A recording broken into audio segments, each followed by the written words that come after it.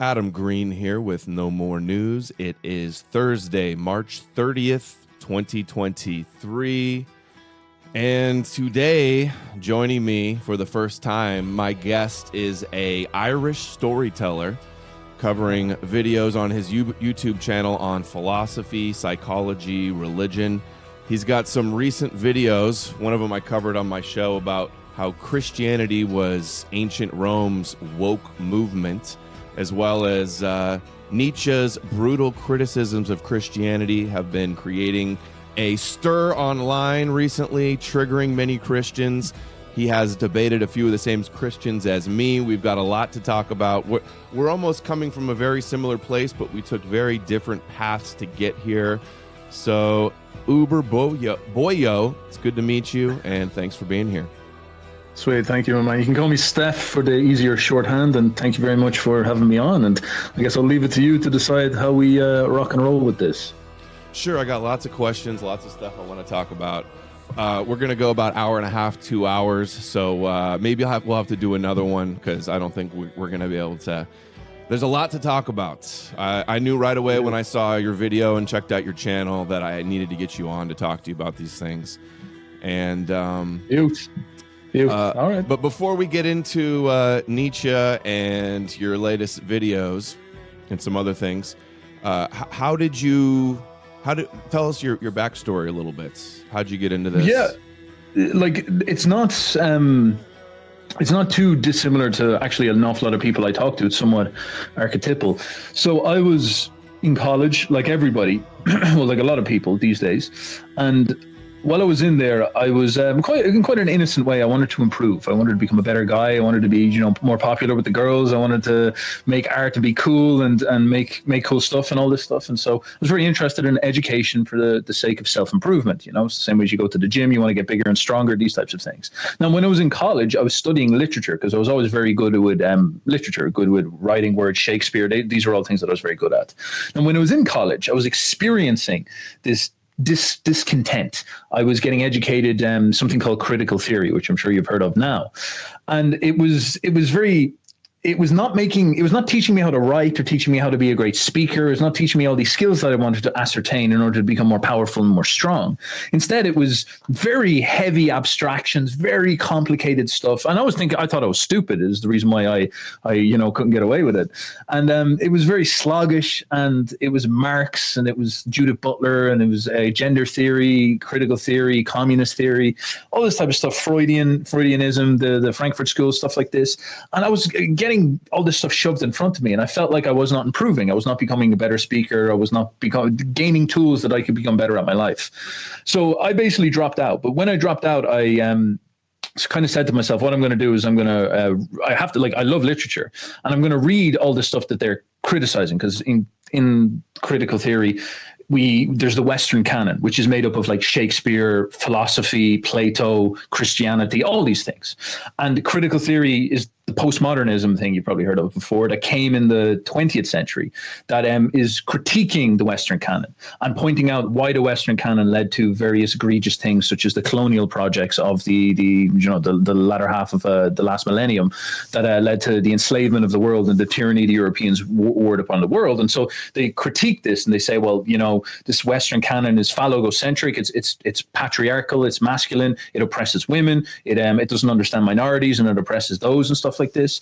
And all of that stuff was getting educated to me, but I never sat down and read the Western canon. So I dropped out, and I said to myself, feck it, I'm going to read these books because I liked them when I was in high school. But now that I got to college, I basically haven't read any of them because I've been busy reading Karl Marx and Judith Butler and stuff like this. And so I went and I started to read Plato. And I started to read the scholastics and the Christians, and I worked my way up and basically got to Nietzsche. This is German philosophy of the last century. And I developed a foundational education in, I guess you could call it the Western perspective, which I think is going to be a very big topic to talk about because it's a very powerful one. Now, one of the pinnacle moments of this for me was reading Genealogy of Morals, which I'd love to talk to you about. But I was quite young, and so I didn't fully understand what any of this stuff meant. It was the introduction to many of these ideas. Now, later in my life, then Jordan Peterson comes along and he talks about many of these people like Nietzsche and Jung, and he points out something that I never understood while I was in college. He was saying that these people trying to teach you Marxism and stuff like this are postmodern neo-Marxists, and they're actually bad people, full of resentment. They're trying to run a communist revolution and all this. And I was like, what? That actually makes sense. Damn, that's exactly what happened to me. And around about that time, of course, was Trump and all this. And so there's this big reactionary movement that grew up online. And of course, coming along with that reactionary movement came an awful lot of like very, very hardcore dissident perspectives. They opened me up to like way more challenging, basically like an entirely anti-liberal thesis to the world, if you want to put it this way. And this had a huge effect on me because I actually realized that an awful lot of what Nietzsche was talking about, like this really just colored my understanding of Nietzsche an awful lot more, because Nietzsche was very much an anti-liberal philosopher in many ways. But maybe I should say sort of modern left-wing philosopher perhaps, or something like this, or it's kind of hard to categorize him, but nonetheless I began to understand more and more what he was talking about.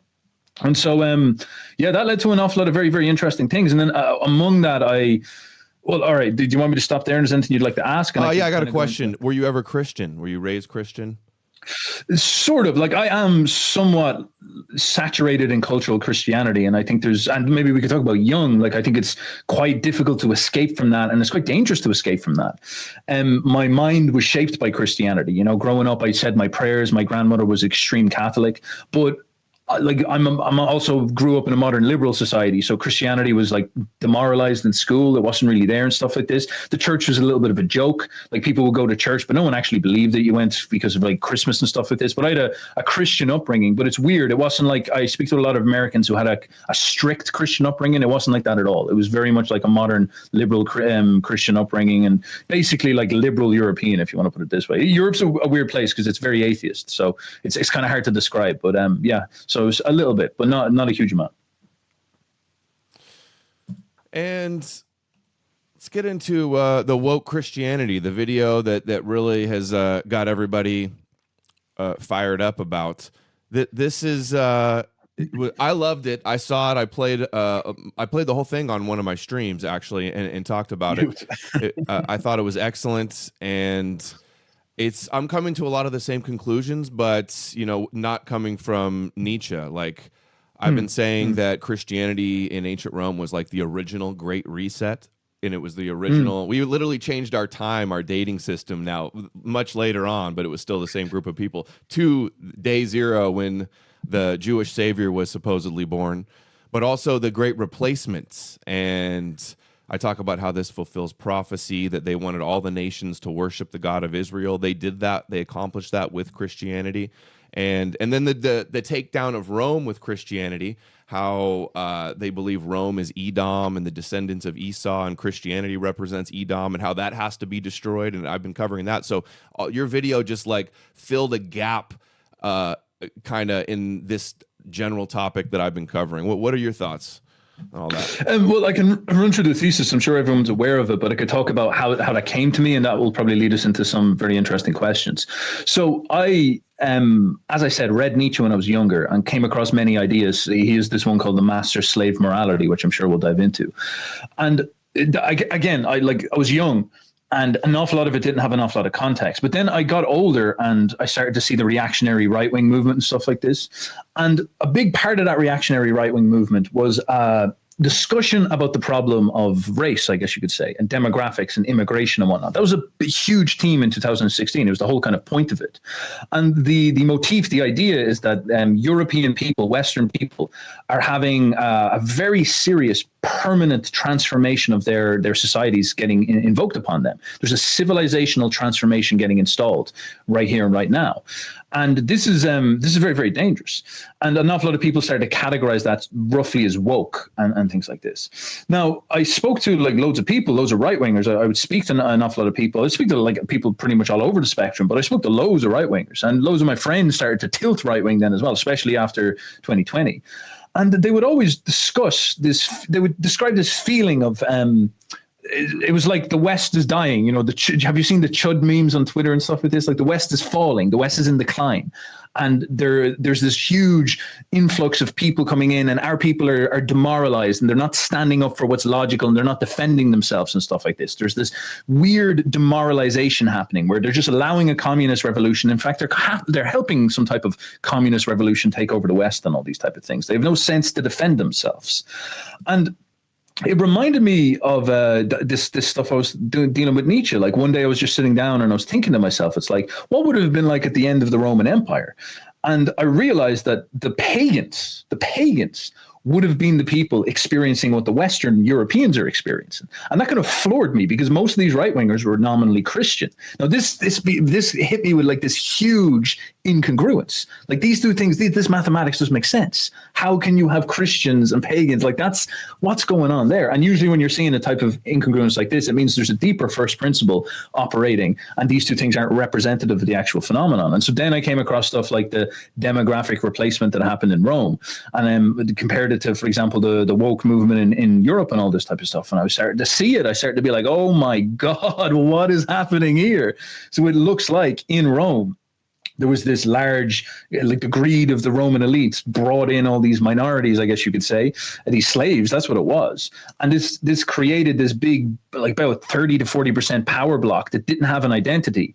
And they were essentially like, you know, a communist political power block that essentially became weaponized against the Roman traditionalist state by this new sort of savvy elite. Like I guess the way I describe it is that if you look at the communist revolution in Russia, you have the working class power block, the underclass power block that Lenin, these savvy rhetorical speakers like Lenin, took and they used in order to weaponize against the monarchs of Russia and rip it down and then put themselves into power.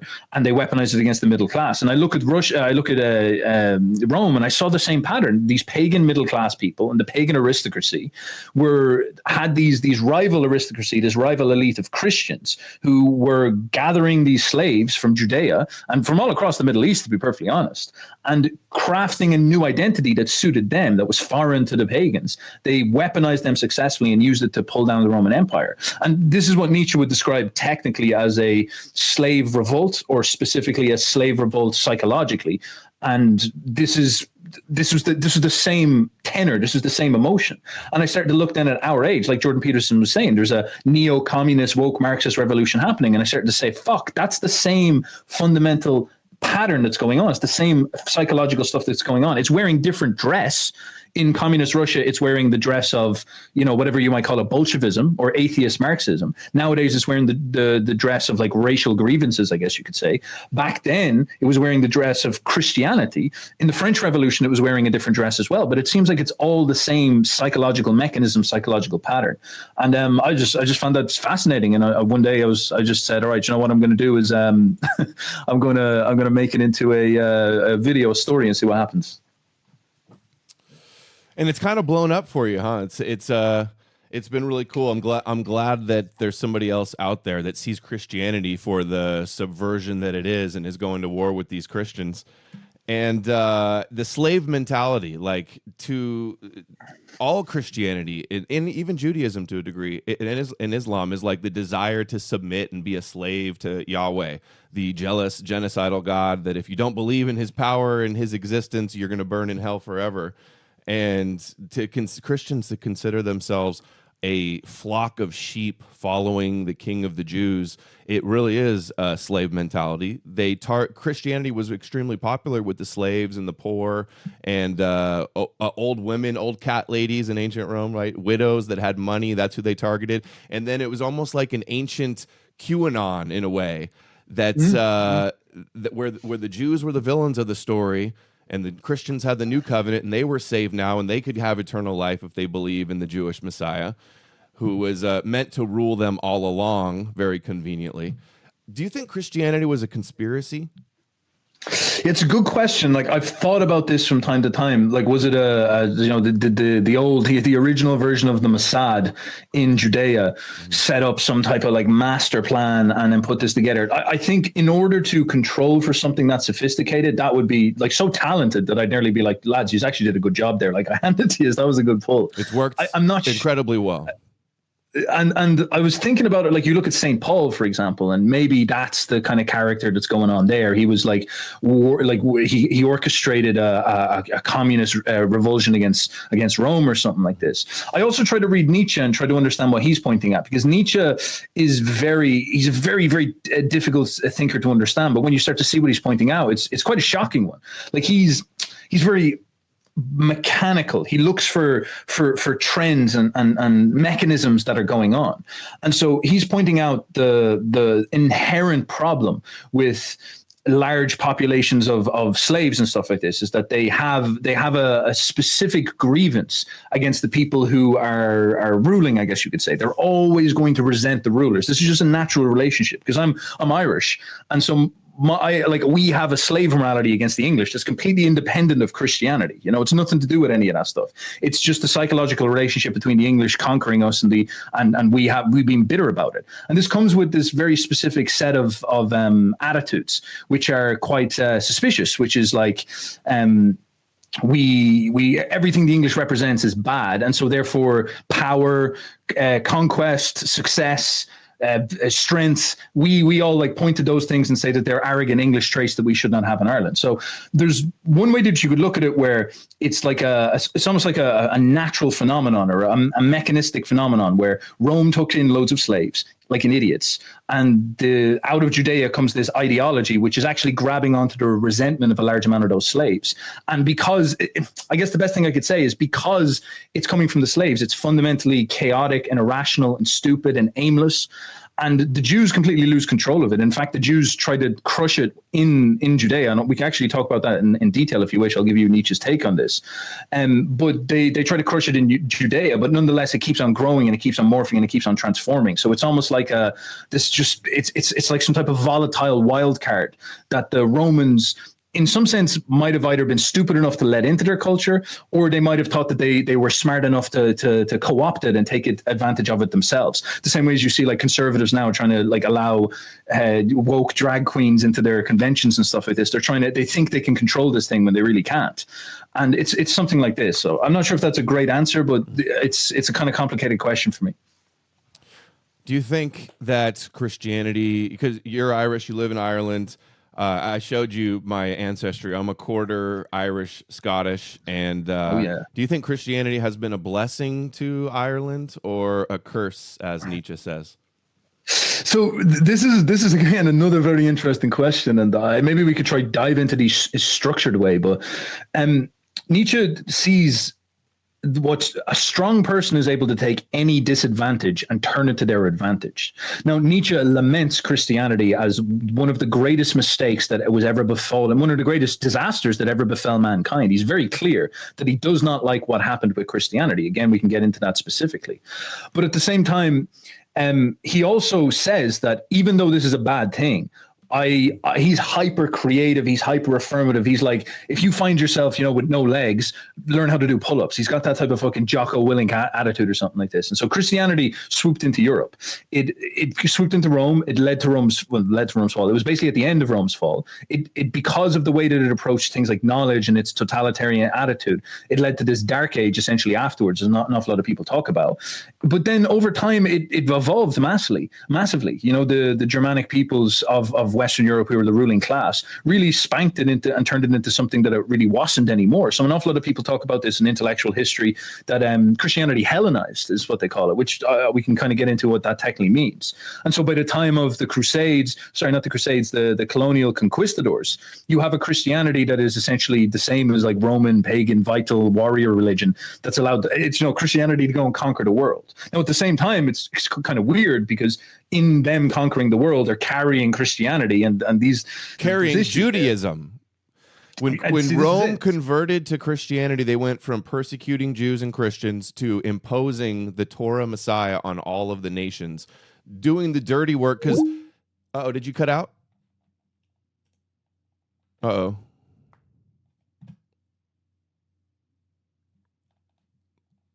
Let's see if we can call him back.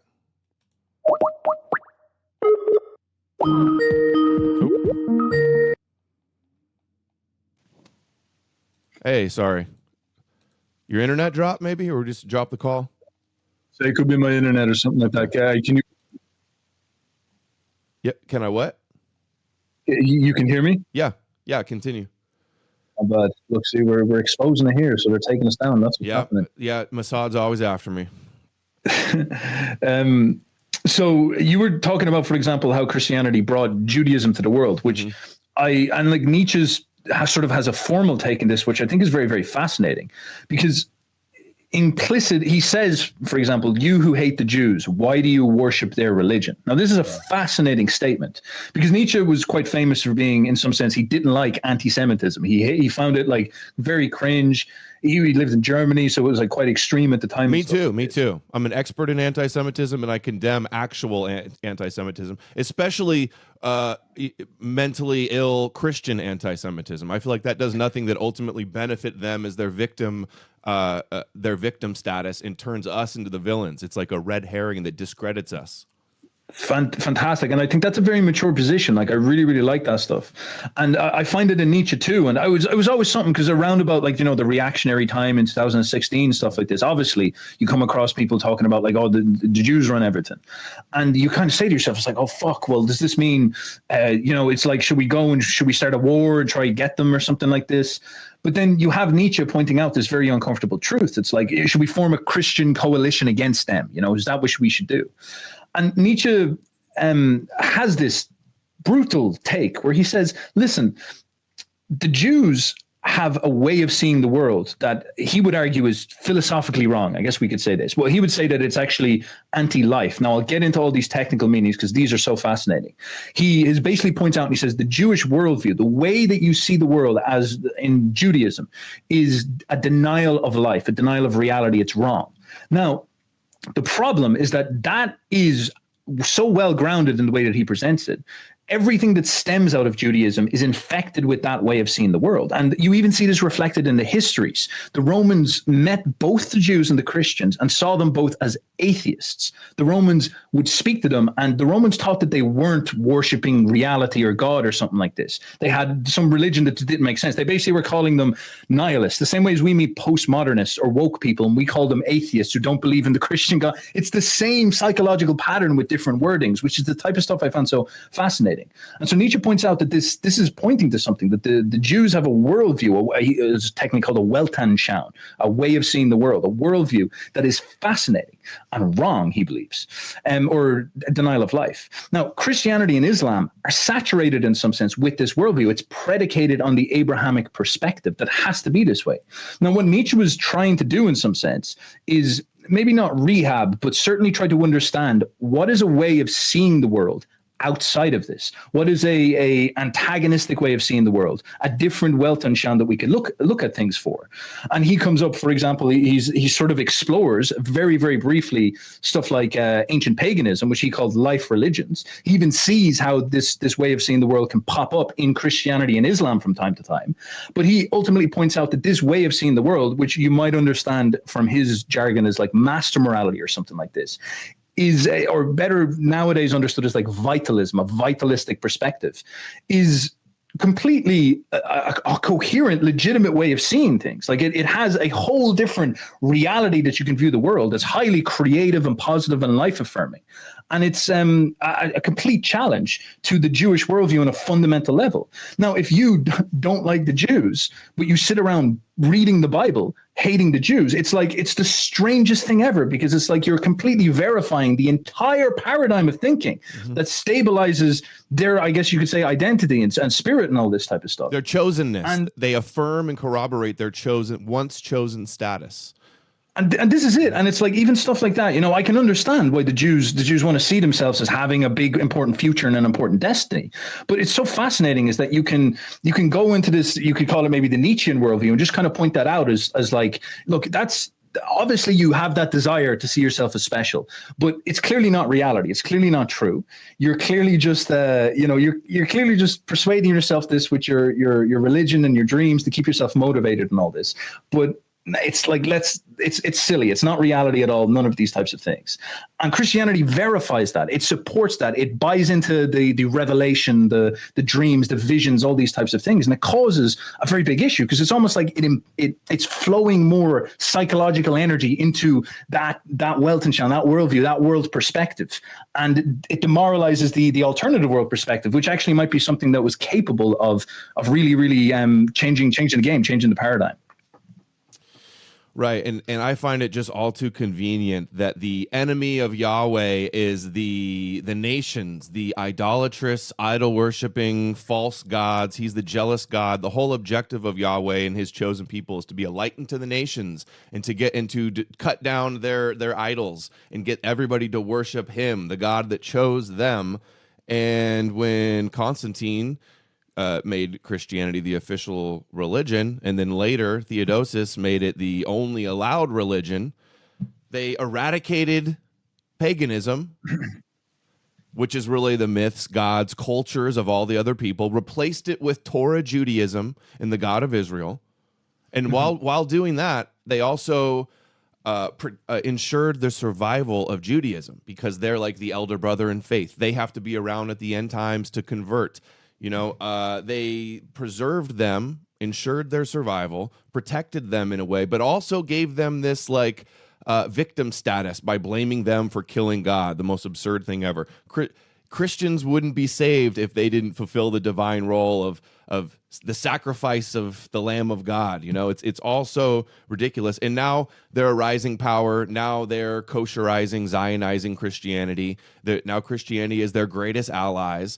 And the Christians that think that they're like anti-Zionist or anti-Jewish, this is a limited form of opposition. It's theologically controlled opposition, where the only way to oppose the Judeo-Zionist agenda is to worship the God of Israel and believe their holy books and follow the King of the Jews who was meant to rule over us. I think it's a complete psyop. Yeah, it's very, very interesting, because this is such an emotional challenge to people, because I understand why people go back to Christianity these days. They see the chaos in the world and they become very anxious and they become very nervous. And Christianity does have a tradition of anti-Semitism, very, very strong one.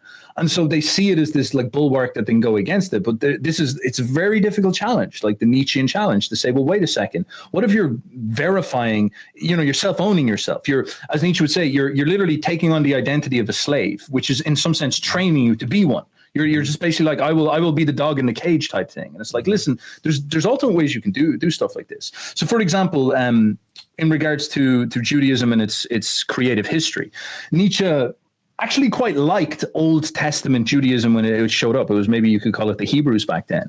And he has many positive things to say about them. And this is in the Antichrist. He talks about the way that God worked for them back then, because he has a very interesting perspective. Again, he has this vitalistic perspective. He sort of believes that energy is some type of magical super force that courses through all of our bodies, and it's a creative generative force. And if you want to think about what a God is from his perspective, perhaps you would, it's similar to what Jordan Peterson said. You would imagine, 100 people in a room that were all related, maybe, and they're living in a tribe. And if they all collect their united perspective and energy and organizational force together, almost like, the symbol of the beehive or something like this, you're getting very, very close to what we might understand as a god. Now, when you look at all the ancient pagan religions, this is how they worked. The gods were a abstracted manifestation of the will to power of people.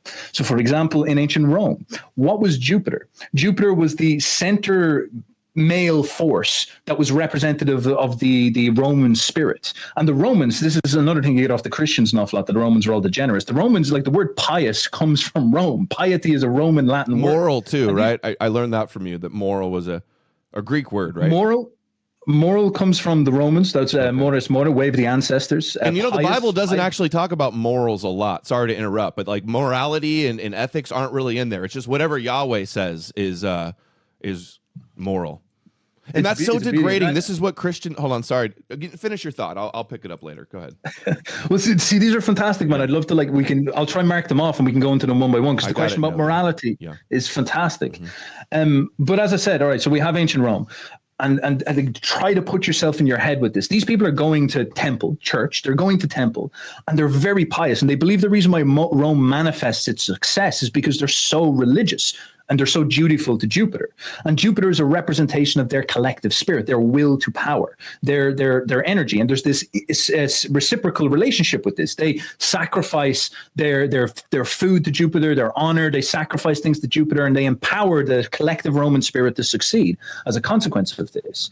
And this is a very vital and healthy religion. This allows them to become successful. They take over the fucking world doing this. Now, Judaism, ancient Judaism, had this as well. You look at ancient Judaism, and what did Moses do? Moses stood on top, and he said in a very conquering, brave, conquistador way, he said, take that land off those people down, the Canaanites. And so he sent the people down there, and Joshua went down for him, and he took Jericho, and he enacted the most amoral Nietzschean thing ever. He conquered the Jericho, and he destroyed it and burned everything and destroyed the women and destroyed the children. It was this pure psychopathic war that he waged upon them. And Moses's laws, Mosaic law being the foundation of Judaism, is highly ethnocentric. It's highly self-interested, vitalistic, conquering energy that's inside of it. The God back then was a very dynamic God, which is what God should be. Like Jupiter back then was a representation of a people's will to power, meaning that he had the capacity for cruelty and deviousness, but also mercy and goodness. It was all wrapped up in one character.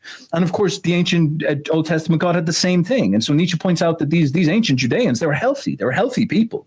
And they were strong people, and they were vital people. And they claimed their place in the sun as a consequence. They claimed their territory, which was ancient Israel. Now, what happened is, like every people, like Rome, like America now, and like the West now, they conquered. They had these, like the pioneers in America, had these brilliant founders who were full of vital power, following along with their energy. They build America, they build the West, and then it becomes the good times. And then during the good times, what happens? They become a little bit lazy. They start to become sloppy. They start to become degenerates, if you will, and then it collapses. Now, Nietzsche says something fascinating here, is that when this happened in the ancient world, a people would allow the god to die. So when that arc of super energy cascaded and fell down, that was the end of the god. So Yahweh should have died at that point. Just like when the Romans ran out of steam and Jupiter fell and they converted to Christianity, that was the end of the Roman project. Jupiter was dead. That collective will was gone. It was a new people that was now representative in Rome. And so this happens in ancient Israel. Israel collapses. Now, a very serious problem happens here, where they don't give up. This is, in some sense, Nietzsche said this is like Jewish psychological vitality. Because they don't sacrifice Yahweh, which is what all other people would have done, Yahweh has to distort, because they're not now these vital, strong supermen. This tribe is no longer projecting the will.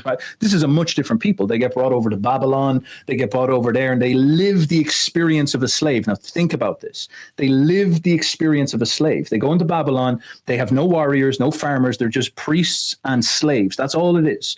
And the religion, the conception of Yahweh, the culture that they develop begins to morph to suit that experience. It transforms. And this is where, as Nietzsche points out, it becomes a slave worldview, a worldview that is designed to help a load of people cope with the fact that they are in pain. And this they had a slave identity, even going back. I don't think it's historical, but the Exodus story that gave them a slave identity too. Yeah, that's the blessing of Abraham, is that your people will be enslaved for 400 years. Yeah, true, absolutely, and it's like littered through it. I think Nietzsche was pointing out with the Moses stuff and all this, but regardless of that, because he even says stuff like, "Is the Bible falsified entirely?" Like he talks about stuff like that. Maybe we can get into that.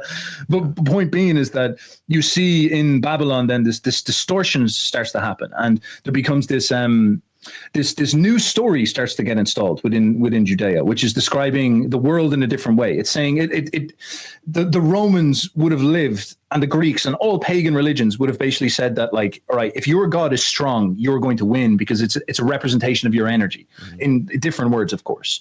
And if your God loses, that means you don't have any power in this world because your God is weak, so your God is dead.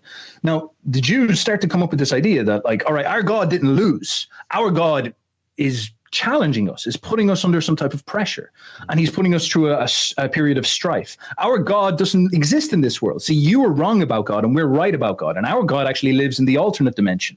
And he's off there waiting, and he's planning in the future to give us the kingdom back and stuff like this. And so it starts to develop all these very unique characteristics that we see in Judaism, such as the promise of the future, the very abstract, distant experience of how it relates with God and stuff like this. The idea that it's all about prophecies and revelations, and it's about some type of promise of fulfilling something at the end. Revenge, victory over your enemies, that kind of stuff.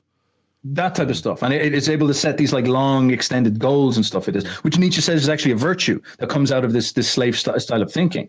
But nonetheless, it's got a very big problem, because they in some sense go to war against the world itself. They go to war against nature and life and reality. They say that, like, think about what they're saying. Reality is not real. The gods of this world are not real. God is in some abstract other realm, because that's where he's waiting for us, because he doesn't care about us losing in the world, because he doesn't care about the world, because he hates the world, because he's not from the world. Neither are we. We're the chosen people, not from the world. Now, this does something profound, because Nietzsche calls it falsifying the world. It's in some sense like, it's like saying we live in the Matrix. The world around us is not real. And this becomes very, very serious, because this is a denial of the world, a denial of life. And this leads to all sorts of terrible consequences down the line that we can talk about. To give you a kind of clear example, science was always known as natural philosophy, or the philosophy of nature, the philosophy of the world. And a lot of people like Voltaire were saying that natural science was a conquest over the Judeo-Christian perspective, which falsified the natural world. The experience of the Europeans becoming scientific was in some sense them, and romantic, that happened at the same time, was in some sense then overcoming the superstition and otherworldliness of the Christian medieval period, and you can maybe call it the Dark Ages, where they came up with this conception. And this was them going back to a sort of pagan perspective, where they were engaging with the world again, learning to love nature. And look at what happened to the Europeans when they did that. They reached the fucking moon, man. Like, give the Europeans 400 years where they're in love with nature again, and they take over the whole world. Like, it's unbelievable. They reach the moon. They build super technology societies. They build the biggest, most profound society that's ever existed. But this denial of reality and escapism back into this worldview pulls you back in. So this happens in Judea, which is a big deal. And of course, the story then of Christianity, as Nietzsche says, is that regardless even of what it did with Rome, the fact that this way of thinking was in Judea and got passed on to Christianity, whether it was a conspiracy or not, and found its way into Rome, led to a destruction of that natural way of thinking, which led to like huge, huge problems for European people going forward. And there's the thought complete, I hope. Mm-hmm. There's even a quote I could back that up with if you so wish. Yeah. Go ahead. This is from the Antichrist, from Friedrich Nietzsche. He says that the spiritualization of sensuality is called love. It is a great triumph over Christianity. Another triumph is our spiritualization of hostility. It consists of the fact that we are beginning to realize very profoundly the value of having enemies. In short, that with them we are forced to do and to conclude precisely the reverse of what we previously did and concluded. In all ages, the church wished to annihilate its enemies. We, the immoralists and Antichrist, see our advantage in the survival of the church. And I'll get into this stuff maybe a bit too much later. But Nietzsche's talking about like the politics of sticking with the church and understanding what's going on. But this whole idea of like the spiritualization of sensuality is called love. This is him trying to get us to understand that there's a way that we even now look at the world, the romantic scientific perspective that is real, is us connecting with nature. And in order for us to become enlightened and do that, we had to conquer the Judeo-Christian worldview, which he is trying to point out is like that was a demoralizing anti-life perspective that we have to kind of overthrow. And he really is trying to lay that foundation as one of the most important things for the European people to achieve. And it's fair, like we still haven't pulled it off properly. Like we're still haggard by this. We're still confused by this. And it's a very confusing and difficult thing.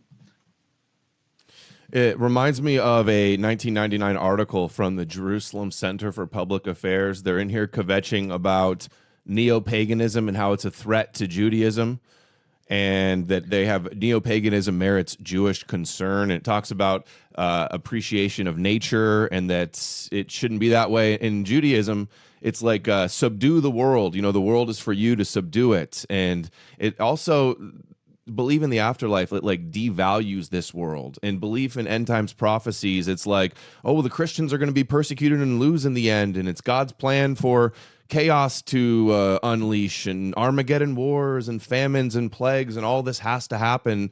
It's so incredibly destructive of a mindset. And even stuff like the relationship with animals. This is a very famous one where Schopenhauer would talk about this. Like, there's a crudishness in Judeo-Christianity where like animals don't have souls, you know, and so you can justify all sorts of cruelty and harm towards them. Like, you could look at maybe our modern slaughterhouse systems as, in some sense, having this. Like people like in India, Hinduism had a very, very pro-life, love of animals perspective inside of it, and they just can't allow themselves to do these type of things, these type of extremes. It seems too savage to them and whatnot. And so this more naturalistic return to nature type attitude, and this is quite important to understand. But again, I would even stress that more powerful than anything, I think, is the understanding of what science is. Like science, natural philosophy, science is understood as this return to a European consciousness that was before the Roman Empire, and like all these writers, like the Enlightenment writers and stuff like this, are so fascinating to read, because there's a problem here. Again, this is very complicated. An awful lot of these Enlightenment writers set the foundations for the moral crisis we're going through right now, because Nietzsche says that the Enlightenment achieved many things, but it did not manage to throw off Judeo-Christian morality. But he points out that things like the scientific project was a return to European people to their original spirit, and a great success, and something that we like should understand. And what do you see? Like, what do you see in the Christian right wing right now is that they're like, oh, the earth's flat, oh, science is evil, science is demonic, all these things, every version of progress is evil, all knowledge, all gaining of knowledge. Like, you actually see them reverting now in reaction to the trauma of the current age. You see them reverting back into an anti-life, anti-science perspective. They don't want knowledge. They just want you to come in the little community, the little hovel, and be Christian and shut up and don't aspire to politics and don't aspire to science and don't aspire to anything high or anything progressive, and just be moral and read the Bible. That's what it's, the sort of energy. And you're like, man, that's a very frightening thing to see, because that's exactly the cult of ignorance that, for example, would suit a very savvy set of operators who wanted to run the world properly. And this article talks about how they want Noahide laws for the Gentiles, and that's Christianity is basically like a stepping stone towards making the nations Noahide compliant. And it says here, the recognition of God and the prohibition of idolatry, the latter forbids revering nature or any part of it as sacred. So this religious, this Judeo-Christian mindset that like we're in a fallen world and Satan reigns over us, and we're all born like with original sin and inherently evil. It's degrading. And to argue with these Christians, and their best evidence for God is we wouldn't have morals without the God of Israel, without the Jewish God in the Bible and the Ten Commandments, we wouldn't have morals. We wouldn't know right from wrong. We would be savages. We wouldn't be able to defend ourselves or build buildings or have Western civilization. It's all so degrading. It's what the rabbis want us to believe, that they're here to be the nation of priests and get us all to worship the God of Israel. And without that, so you're literally fulfilling their prophecies for them by believing, and it's all so slavish.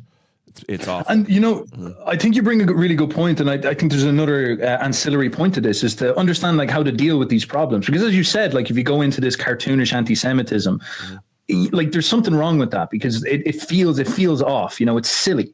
But at the same time, you have to say to yourself, wait a second, like this is not to go and attack nature and stuff like this. There's something wrong here, and this needs to be talked about. And I always think about, again, what Nietzsche was trying to do. He's trying to do the really hard work, the creative work of saying, I want to create an alternate vision. I want a whole new vision of how we can go forward, how we can affirm what we are in our spirit and grab the benefits of science and even some of the benefits that came out of Judeo-Christianity, and wrap all that stuff together and understand how this can actually be a stable new way of seeing the world. Nietzsche called this a re-evaluation of all values. So we can maybe talk about that if you so wish, so that we can have this new paradigm for maybe for the next 1,000 years or something like this. But the point being is that we look at all this stuff, and I think this is maybe the funniest one. It's like you read stuff like that, and if you have it, maybe it's scary because they're planning to take over the world, but you read it, and if you actually just look at it objectively, it's like, that's just stupid. Like, that's just irrational. Like, hate nature. Like, what are you talking about, man? Like, all good things go, you're going to stop growing plants? Like, God lives in nature, like everything grows. Sex is evil. You know, it's like, where do we come from then? You know, it's just, what is this absurdity? It's better to be meek and a pushover and to martyr yourself. That's the greatest. They believe that they're going to be persecuted in the end, or that they're going to be raptured away, and the reward is in the afterlife. I mean, that's a con. But like when you're convinced that you losing is a victory, you've been mind fucked. This is what's bizarre about it. It's like, oh yeah, come deny nature. Let's stir up so much shit. Like, let's attack the world so much until we get persecuted. You're like, why are we? This is just irrational. It's crazy. It's nonsense. Why are we getting sucked into this stuff? And all the premises of its belief are based on like revelation, dreams, prophecies. Like, it's like, what? It's like, why do we read my dreams and make up a story about how the world works then out of this? Yeah. This is, again, it's this brutal. No, only the Jews can speak for God. Imagine delegating and handing over the people that can speak for God to one nation of priests, and they have the one true God, and they're going to tell us everything. Giving them that, and I think Judaism is like Plato's noble lie. It's a foundational myth that they use. Most people take it literally, so they can be controlled and be in line and have something unite around. And then that kind of progressed into Christianity, which is like a disnoble lie, because it's more of I think it's a prophecy deception. Jesus is a myth, and it's all just a con to trick the Gentiles into worshiping Yahweh. I'm not too sure on that type of stuff, but I definitely think it's a really interesting way to think. It's like, all right, well, like, again, with this kind of cartoonish anti-Semitism, oh, the Jews do everything and all this. It's like, you're literally, through selecting their worldview, choosing them to be the priestly people. And Nietzsche says this here in, I think it is Genealogy of Morals. Above all, there are no exceptions, though there are opportunities for exceptions to this rule, that the idea of political superiority always resolves itself into the idea of psychological superiority. Now listen to this. In those cases where the highest caste is at the same time the priestly caste, and in accordance with the general characteristics confer itself a privilege of title which alludes specifically to its priestly function. And basically what he's getting into here is that the warriors are controlled by their minds. Their muscles are controlled by their minds. The warrior caste can often make themselves the rulers of a society, but priests are very, very powerful. And so you see this relationship in all massive social situations. You usually have three banks. You have a priestly caste, you have a warrior caste, and you have a working class. And in this instance, it's like Nietzsche is trying to be the mindset coach for better priests. He's basically saying, like, if we can construct a perspective that is affirmative of life, that's noble, that's got dignity, that believes in things like love and romance and engagement with the world, that is scientific, that is rational, that is clear thinking, that is it fulfills all of these things, that is fertile, that is healthy. And look at our current world right now. It's almost the opposite of all of those things. We need to get serious and provide, first of all, the vision for that, and then provide the infrastructure to make sure that we're promoting that. Like, we need our version of our priestly caste to do this in order to moralize people and get them going in the right direction, instead of allowing ourselves to get infected with all these demoralizing perspectives or these like cults of ignorance and all this type of stuff. And so he lays this stuff out, I think, brilliantly, but I guess in the way that he speaks as a mad German incel, it becomes quite difficult to follow along what he's talking about. Through Christianity, they convinced Rome. Rome went from occupying Judea, destroying their temple, oppressing them basically, to worshiping their God. That's a huge victory. They went from they taught us to like demonize our ancestors, and our gods were turned into demons in Christianity. What do you think about the Apollonians? People that are trying to identify with the Roman gods. I've only seen them recently, so I don't have a comprehensive take. But look, I like the way they're approaching things, because I just said that the biggest problem I find with an awful lot of this stuff is there's a reactionary instinct inside of it. A lot of people see Judaism and they get mad, and they're like, oh, I'm so mad about what's going on here. And they throw tantrums, and it's very cartoonish. It's like, look, at some point, maybe you react, you get upset. That's fine. That happens to us all. But then it comes down to questions of solutions. Like, are you actually good enough to provide a comprehensive, inspiring alternative? Because, like it or not, Judeo-Christianity saves millions of people from psychological stress around the world all the time. It is it's a dignifying religion that, like, I don't know, it causes a lot too. It costs a lot too, fair enough. But it's there for people. It provides people's deepest dreams. People, when they're dying, believe and see visions based on the mythologies of the Bible. It's got so much inside of it. So if you're going to rival this, you can't just bitch and complain. Like, when does that ever fucking work? Now, of course, what you need is to say, what is a creative solution? This is why I'm such a fan of Nietzsche, is that he is so audacious in his attempts to point out creative solutions to this, to really, like, he's brilliant in the sense that he says, I don't want to be a reactionary.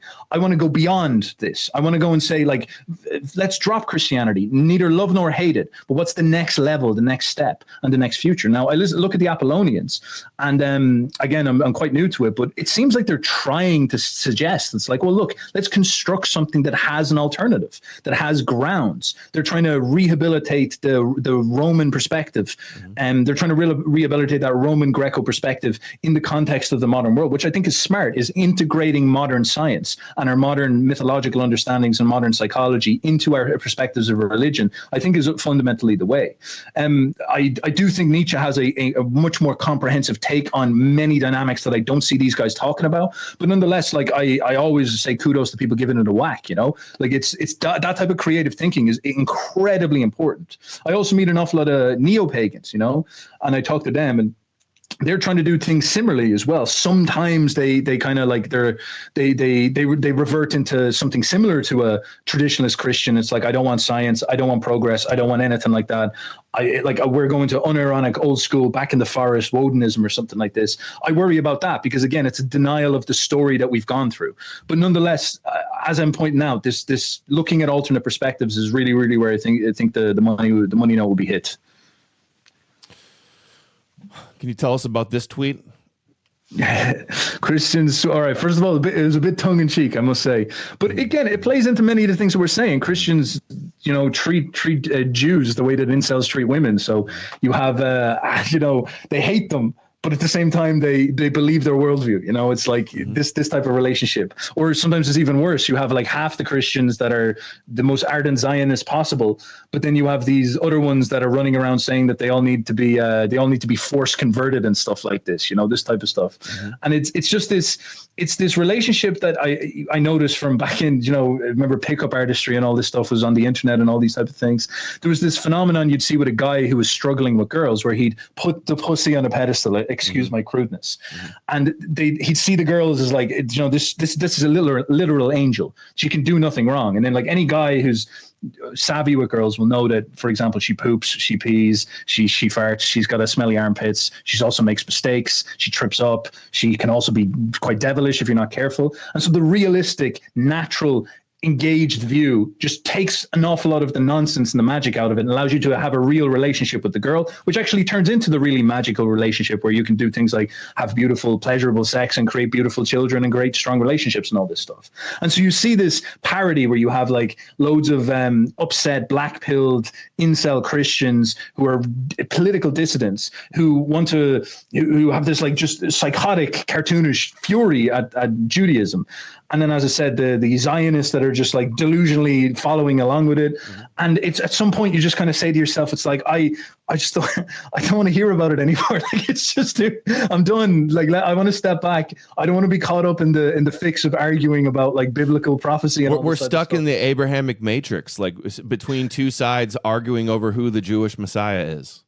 This is it, you know, this is it. Like, and this becomes really bad when they'll say stuff like, oh, like Jesus wasn't a Jew. Jesus was actually, he was Irish and stuff like this, or he was German or stuff like this. And you're like, bros, I just want to step out of this for a minute. You know, like we as the Europeans, you could even say, like, this is also another thing that I don't think people think about, is that loads of Jews got on board with European Enlightenment scientific progress. They loved it. They dropped the Jewish irrationalism to get on board with this stuff. Loads of them actually participated in this. There's loads of them would participate in the scientific project. They are fundamentally quite a talented people because they saw that it was a more rational way forward.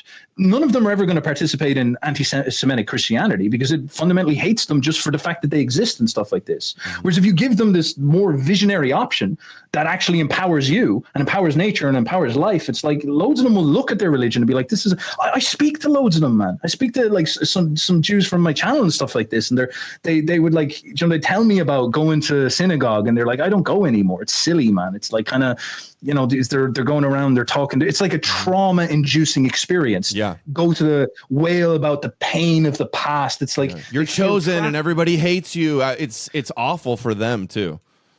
Man, it's crazy. Like, and I've met, like, for example, I've no Jew, he's like half Jew, but he is like got really big into like weightlifting and reading Nietzsche, and it's so funny. He almost turned into like a Hellenic ancient Greek dude that was just really big about getting fit and healthy and strong, and he wants to get a good girl, a beautiful girl, and make beautiful babies and all this. And he, like, you know, I joke with him about Judaism and stuff like this, and he'd like call me in Irish. He'd be like, I'm going to steal your potatoes and all this type of stuff. But he's sort of like this attitude with it where he's like, look, of course he loves his heritage, but he does see the silliness in it, and he has an idea about going forward and whatnot. And so these type of possibilities are very, very restricted when there's all this like unconscious emotionalism around it, and it stops you from seeing the creative possibilities, such as, all right, what is a way forward that is beyond both of these, this matrix, as you said. And I think that that really says an awful lot of stuff. And most importantly, it's very positive. It's something that's assertive, best foot forward, creative, and engaging with the world in that way, which I really support. You say here they feel frenzied hate towards them, but also worship them as divine. This is why I say that they're theological controlled opposition. A verse summarizes that perfectly. Romans 11:28. As concerning the gospel, according to the Gospels, they, the Jews, are enemies for your sake, but as touching the election, their chosenness, they are beloved for the Father's sake. So they're the villains, but they're central to your story, and you're supposed to be your enemy, but they're also chosen by God. And then and salvation is of the Jews, and they speak with the oracles of God, and all of Israel will be saved in the end. All of these things, it's just lines up too perfectly. Even Jesus himself, it's like I came not for the Gentiles, I came for the Jews, or something like that. Like it's it's actually the opposite of that, though, because Christianity was created for the nations, for the Roman world. That's why it was kind of superficially anti-Jewish, supposedly. And it's very interesting that initially they blamed the Jews for killing Jesus, but nowadays they're like, oh, well, the historical Jesus, he was a Jew that hated the Romans, and he was killed by the Romans. And now the Romans is that the line now? I'm not too up on this stuff. In scholarship, like biblical scholarship, that's all the line, like almost universally, is that the Romans killed Jesus. All we know about him is he was a Jew, and the Romans killed him.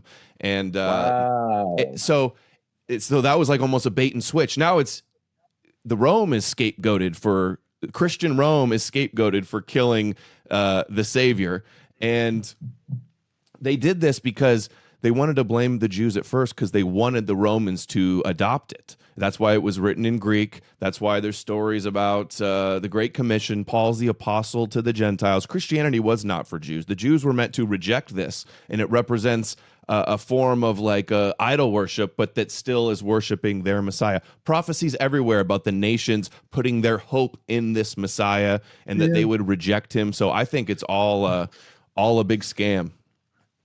Yeah, look, man, again, I don't have the details in this type of stuff. I don't know the ins and outs of it. I've actually heard like so many different takes on what could have happened. Mm-hmm. For example, I've heard people say that the Romans took it. That's ridiculous. That the Romans created it to subvert the rebellious Messianic Jews. It's absurd. Yeah, that's the one. Yeah, that's the one. Have you seen this headline? The Jews should celebrate Christmas as a Torah victory over paganism. And why are they saying this? Oh, because the Jews should celebrate Christmas as the chosen by God with the mission of helping others, where Rabbi Yeshua, Jesus, fulfilled their mission by converting the pagans to the Torah-guided Christians, because it is forbidden for the Jews to convert to Judaism. Blah, blah, blah. So it got the pagans to worship the God of Israel, and that fulfilled their mission. And their top rabbi, Maimonides, writes about this. This is like the Orthodox view in Judaism, is that Christianity is part of God's plan to get the nations to abandon idol worship and worship Yahweh. Yeah, and like this is also something, again, I think about a worldview construction of a visionary alternative that goes beyond the Judeo-Christian matrix, if you want to put it this way. this is also like a phenomenon that I find so fascinating, because this is the description of the idea of linear history, the idea that Judaism proposes that, all right, our God has chosen us, and our God chose us to make a promise. And at the start of this promise is going to be our suffering, and it's going to continue until we get rewarded when we're finally moral enough. And then what will happen is he'll overthrow the world and establish a new order, a new kingdom, a Atiko Olam. Will fix the world, will change nature, this type of thing. And you look at this and you see this has got very, very similar psychological patterns to, as I said, the communist revolution, Marx sitting down writing, all right, what we're going to do is we're going to come out, like the world is wrong. We need to reorganize the way that society works and create a society of equality and equalizing principles. What we need to do is take out the Russian hierarchy in order to achieve this, these type of things. The French Revolution, the same thing. There's this big promise that goes in here and all these elaborate, beautiful justifications. But when the psychological mechanism plays out, it's always a disaster at the end. After the communists got control, the kingdom of equality did not happen. They didn't have the competence for it, or else they were actively resentful and they were just using it as a way to get power so they can enact vengeance. And they start the communist reign of terror. The exact same thing happens in France. The second they get control, the whole thing falls apart, and there's a bloodbath of Robespierre murdering people because fraternity, liberty, and equality cannot happen, because these are going against the laws of nature. They are promising a utopia that it just can't exist in the way that people want it. And so it was a reign of terror until Napoleon shows up and stamps order down once again.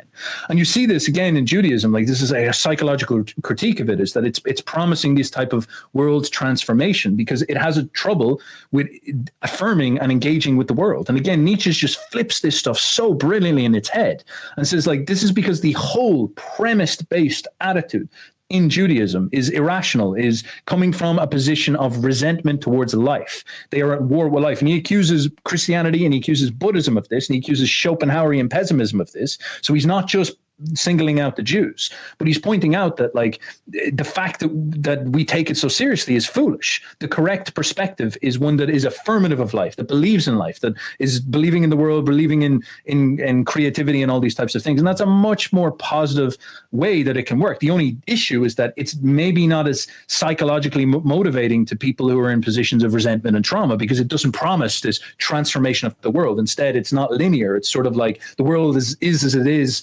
You must engage with nature as it is. You cannot expect nature to give you some type of project and plan, because nature doesn't have a project and plan and stuff like this. Nature just simply is. It is out there, but you must engage with this world and operate this type of way. Nonetheless, these fundamental challenges, I think, are so fascinating because they're so titanically destructive in a hilarious way. They just point out how silly all of it is. Like, they just point at it and say, it's almost childish in some sense. It's like, what do you mean the prophecies of fulfilling all these things? We've heard this before. Communism did not turn out the way that it was promised. This is the irrationalism.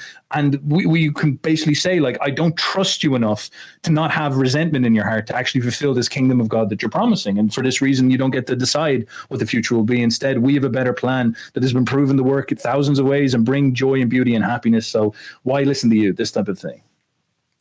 Nietzsche says Christianity is for a religion for slaves and fools. And I think he nailed it there. Let's do a couple super chats, and then I got another Nietzsche quote that I wanted to get into with you. We got another hour. Yeah? There's one here. I'd actually love to read a Nietzsche quote just on the related thing, because, again, going into this idea, number 15, I think it is in the Antichrist. Under Christianity, neither morality nor religion has any point of contact with reality. It offers purely imaginary causes: God, the soul, the ego, spirit, free will, or even lack of free will. Purely imaginary effects: sin, salvation, grace, punishment, forgiveness of sin, and the intercourse between imaginary entities, God, spirit, souls, and an imaginary natural history.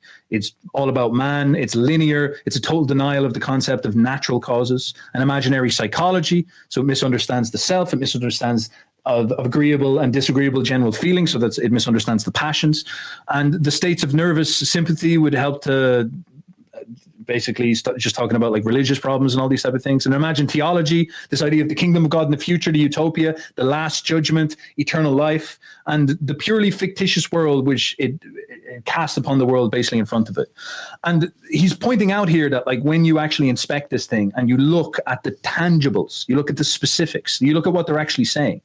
For example, about things like, as I was just talking about this whole idea of the theology, the end of the world.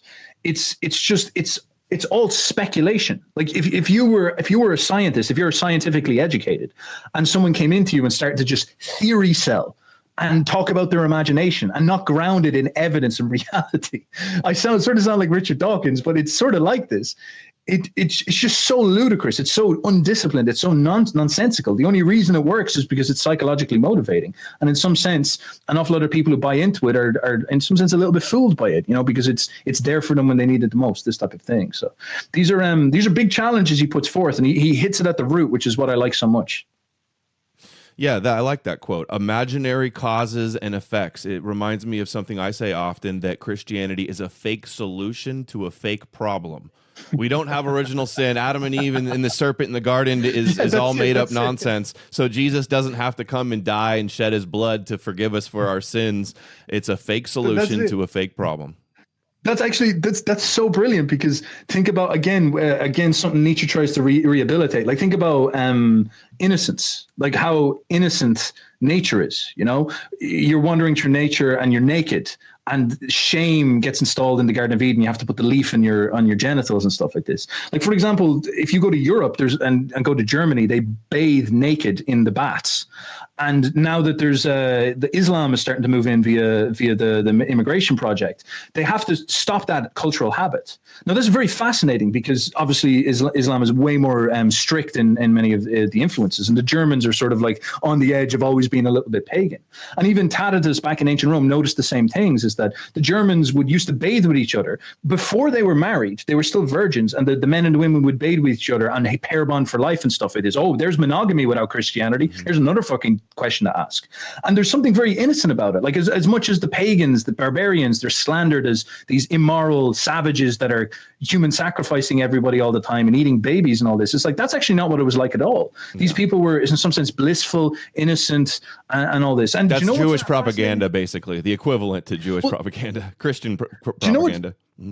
Do you know what's fascinating is that even I've read some really good Jewish authors in this. There's this guy called Maurice Samuel, and he has this book called You Gentiles, and he contrasts Judaism and Europeans, and he gives like both their fair bang and both their fair due, and he points out this stuff like this natural comfort with the body and this naturalness and this innocence and all these, and how valuable they are, and how Judaism comes in with all these concepts of shame and stuff like this, and haggards, and creates this guilty conscience inside the people, and he points out that it's such a weight to put, such a trauma to put in people's heads. So you think about what the religion is.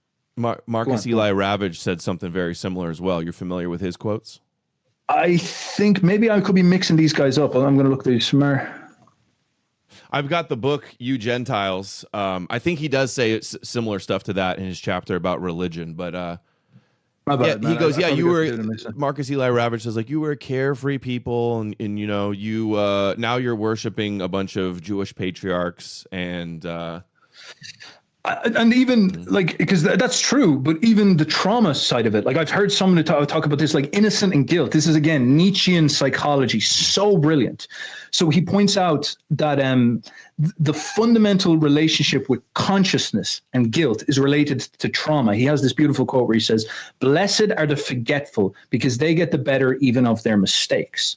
And he goes on to point out how the masters, the conquering people, the successful people, the people chosen by life, tend to be more forgetful. And they also, as a consequence, are more happy and more innocent and more naive. Now, these are downsides and good sides flipped all in together. And the Europeans have this nature to them very much.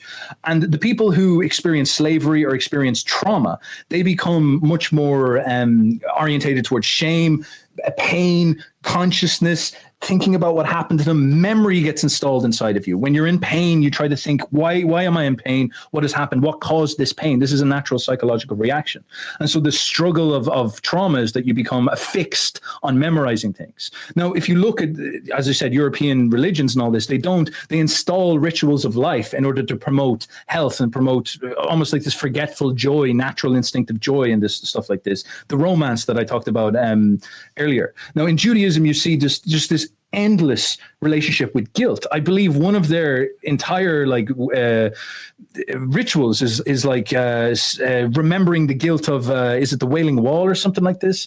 And Yom Kippur, the Day of Atonement, is about getting rid of the guilt. And so stuff like this, and then you have the Christianity is like, what's the premise of Christianity? The murder of God, the guilt that we have, the trauma that we caused by killing God. This must be installed inside your brain at the very, very root. Every day you must remember how horrific you are because you murdered God. These type of things. It's trauma designed to install guilt, designed to create consciousness and change the way you think about yourself, to create hesitation, to take your innocence from you in some sense. Adam and Eve, loss of innocence. These are fundamental premises. Nietzsche points out that there's an analogous European myth, which is the myth of Prometheus. Again, such a fascinating thing to dive into. He cross-analyzes the two origin myths of evil. You have the myth of Adam and Eve. In Adam and Eve, you have the serpent tricking a woman into doing something evil, which causes the fall of the world and creates guilt. Now, what you have in Prometheus is you have a male force actively going and stealing something from the gods, and the gods attempt to punish him by introducing evil into the world. And he becomes a hero. He is brave. Eve is negative. She is bad. She is an anti-hero for doing this.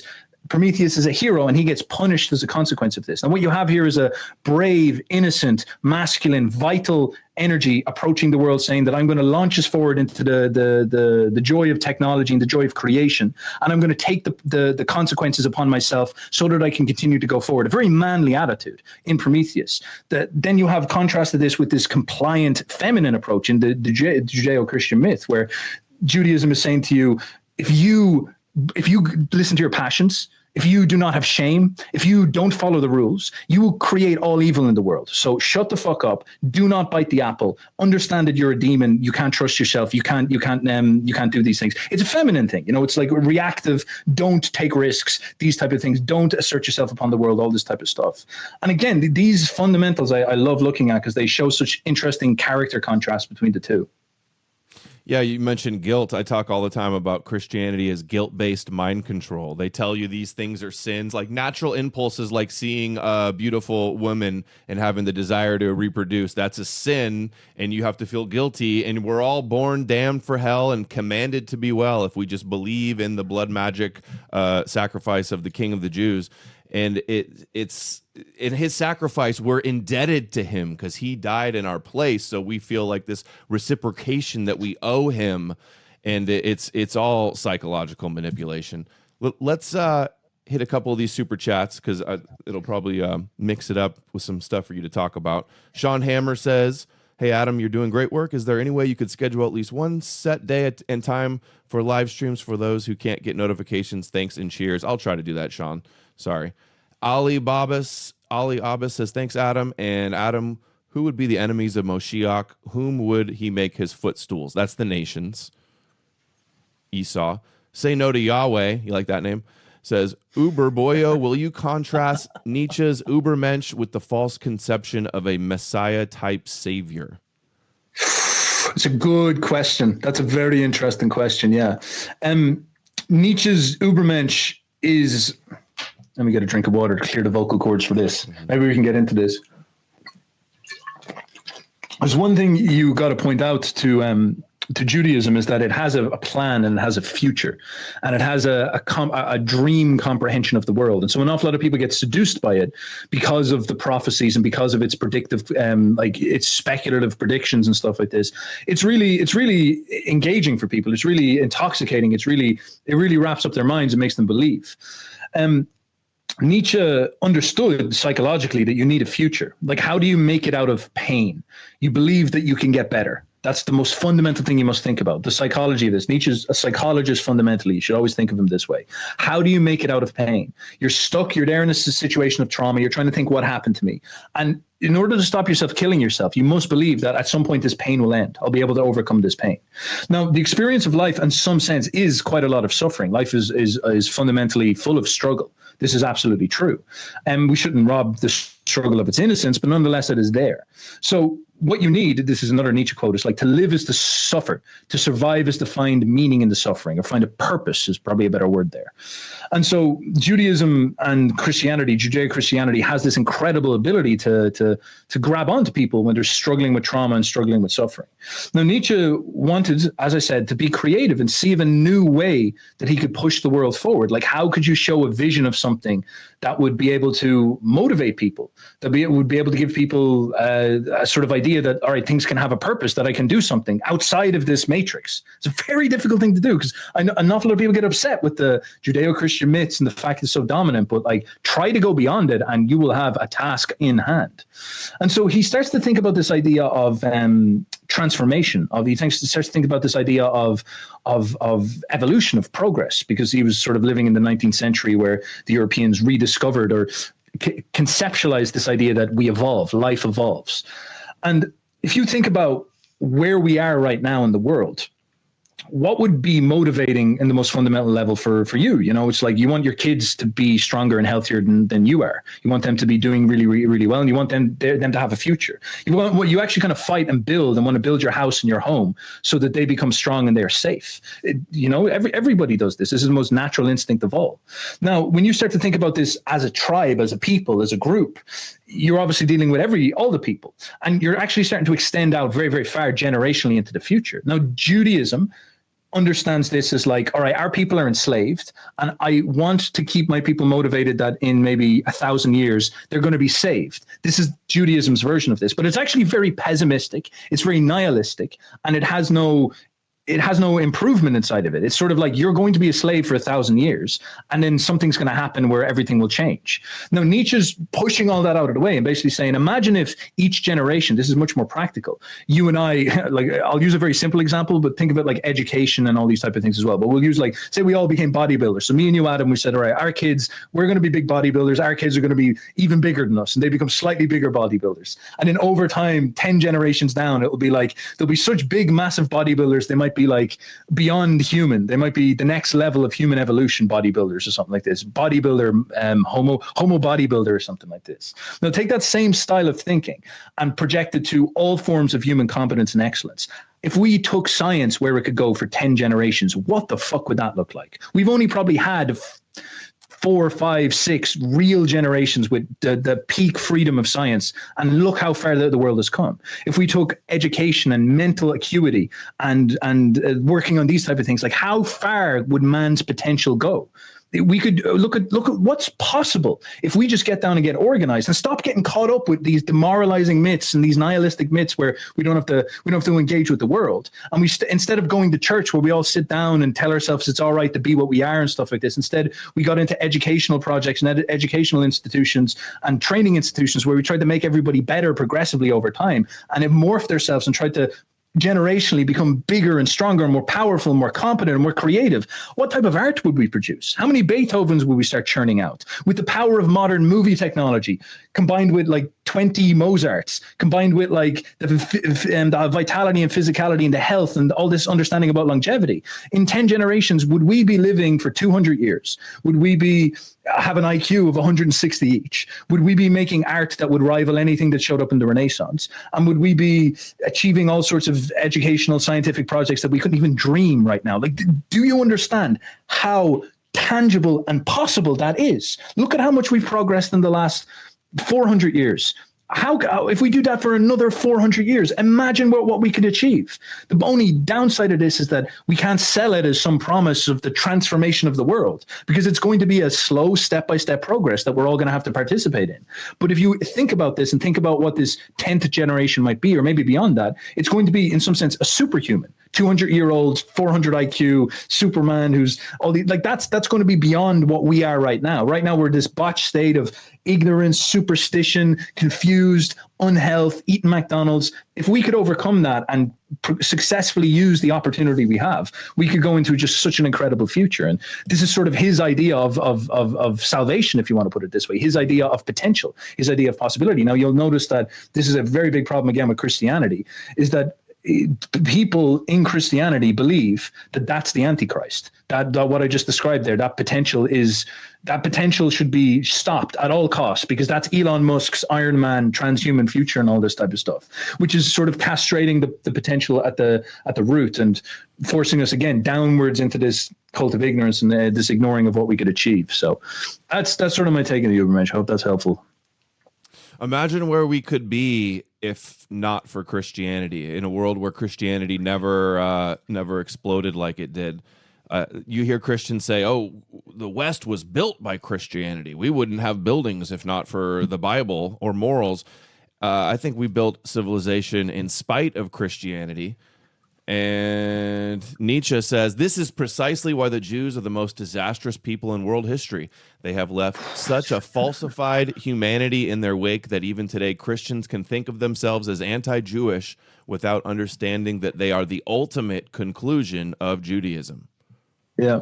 And again, just to add more force underneath that, because try and model that on what I was saying earlier, that if you give a Christian the ability to think about what the promise is in Judaism and Christianity with the Mashiach, it doesn't imply self-improvement. It doesn't imply development. It doesn't imply that you as the individual and your successive children need to evolve and transform and improve and become better and become stronger. There's this inherent stripping away of this. You're never going to be better. You must stay as you are and wait in pain, wait in suffering, wait in these type of things. And that's actually quite a serious issue, because it's like nihilistic. It's black pilled in some sense. I always say this. Christians call me a nihilist, and I say, no, you guys are. You're the ones that say there's nothing to live for if not for Jesus or our Jewish superhero that's going to save us. And then this is it. And you think about this again, I like using practical examples, because I know I talk about an awful lot of abstractions, but if you met a dude at the gym and you're saying, if you just keep going to the gym for 2 years and follow the fucking plan that everybody has learned from scientists, just operate with this stuff and stop fantasizing. Stop fantasizing about the world. Instead, just go to the gym. You'll change. But instead, what he does is he sits in his room and he plays video games and he says, "Woe is me. I'm in pain. I'm suffering. I've no girlfriend. I'm wanking into a fucking tissue." And he's saying to himself that, "I wish the world was different. Woe is me. I wish the world was different." And he'll start, and I know this because I've been there, Oh, well, maybe not with the tissues, but I've been there before. And you sit down and you say to yourself, "Woe is me. I wish someone would just come in and change my life, change my situation. I wish someone would come in and transform this world. I wish my mother would come in and just say, it's all going to be okay. I'm going to flip that. You're going to be, here's a girl, mail ordered bride. It comes in the door or something like this." And there's this yearning for the problem to just magically get solved. And I understand that. We all understand that. The desire to be in a different place. But this is why it's so funny to criticize this stuff, because it's so petty and irrational and childish to think that you're just going to get the girl by sitting in whining. Any man knows that what you need to do is get the fuck out of the video games, drop the video games, get out of the house, go to the gym, start eating clean, start getting a job, start working out, start becoming interested in reading your books, learning music. And then over time, you're going to become talented, start talking to the girls, things are going to start to work out for you, things are going to start looking up, my man, and you'll actually go through the process of becoming that thing. So much of Judeo-Christianity, when you see in an existential level, is actually just that mindset of the guy in the video games, promulgating or projecting out a hope and then demanding that the world transforms to align with that hope. Instead of just saying this opposite approach, this Ubermensch approach, I guess you could say, which is just pragmatism, saying what would we actually have to do to manifest this tangibly, unideologically, what would operations would need to go into place in order to achieve this? So it's a really good point you brought up. And again, if you've got anything to say, I'd love you to tell me. And then there's even some great quotes from Nietzsche on this as well. No, let's get to a few more super chats, because there's some other interesting quotes people are paying for us to read here. Beautiful. E. Abel says, "Synagogue of Satan was originally intended to refer to Gentiles who converted to Christianity and claimed to be Jews, not that the Jews worship Satan." Very plausible theory, E. Abel. See Through It All says, "I repeat that," this is an Antichrist Nietzsche quote, I repeat that sin, man's self-desecration par excellence, was invented in order to make science, culture, and every elevation and ennobling, I don't know if he misspelled that, of man impossible. The priest rules through the invention of sin. It's true. Guilt-based mind control rules with the invention of sin. Absolutely. And again, it's like we've already said it, but the power of trauma to take someone out of their instincts and out of their gut. Man, he has such brilliant criticisms of the priestly caste, as he calls them. If you can install inside of someone the psychology of hesitation, if you can put inside somebody a guilty conscience, you get so much power over them. Strip out Judeo-Christianity and look at our situation right now in the West. You see this haggarding of guilt on Western consciousness at its very root. Western consciousness right now, the only identity you can have in the West is a guilt-based identity. You colonize the world. It's so funny because I'm Irish, so we were a colony. But because I'm white, because I'm Western, I get haggard with this as well. You were a colonizer. You were someone who damaged the world. You were the evil. And this causes me to have this self-understanding of I'm bad, I'm shameful. And look at how this evolves into actions then. You have all these Western people that are like allowing people to tear apart their societies, to destroy their books, to destroy their culture, to slander them, to hurt people. And they're afraid of acting against this stuff because they feel guilty, and they're afraid of the consequences of them not representing this guilt externally. They can't have a positive identity, which is like, my passions are righteous. My creative impulse is righteous. My culture that pours out of me and my dreams are righteous. Think about that. My dreams, my cultural forms, my ideas are righteous on first principle. God shines through me. Instead, Christianity is like, your dreams are evil and pagan and satanic. You must believe our dreams. You must be guilty about your instincts. You cannot trust your instincts. You must bow to me, the priest. I will control the dreams. I will control all of that type of stuff. And this becomes this excellent psychological operation for taming and control. Now, this is not unique to Judeo-Christianity. It happens in everything. As I said, it happens in secular societies, just as I described. But it's there. That's the important thing to understand. And as I was saying, Nietzsche is pointing out that the remoralization of Western people, which is essentially part of the project that needs to happen, is about understanding this and saying, well, how do you create an assertive, positive identity, a life-affirming identity that allows Western people to release their creativity? Because fundamentally, this is going to sound kind of similar, the Western people, when they're creative, are essentially the people who save the world, ironically. You know, they're the people who bring forward the advances in medicine. They're the people who bring forward all this incredible stuff. They're the people who stopped slavery. There you go. There it happened. And it was all because of our creative potential, we aiming for what we want to aim for. So it's important to understand these things, not understand the relationship of guilt to creativity, guilt to the passions, and guilt to identity.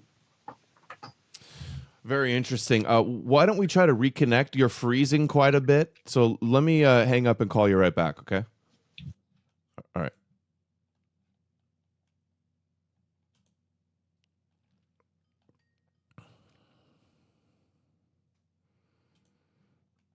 Okay, hopefully that will be better.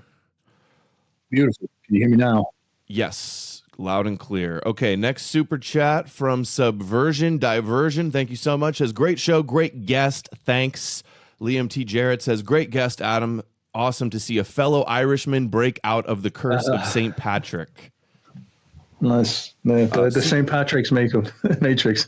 Yeah. See through it all says, even now this is a Nietzsche human, all too human quote. Even now, many educated people think that the victory of Christianity over Greek philosophy is a proof of the greater truth of the former. Although in this case, it is only that something more crude and violent has triumphed over something more spiritual and delicate. Mm-hmm. The man with huge sheer true Nietzsche quotes, but this is I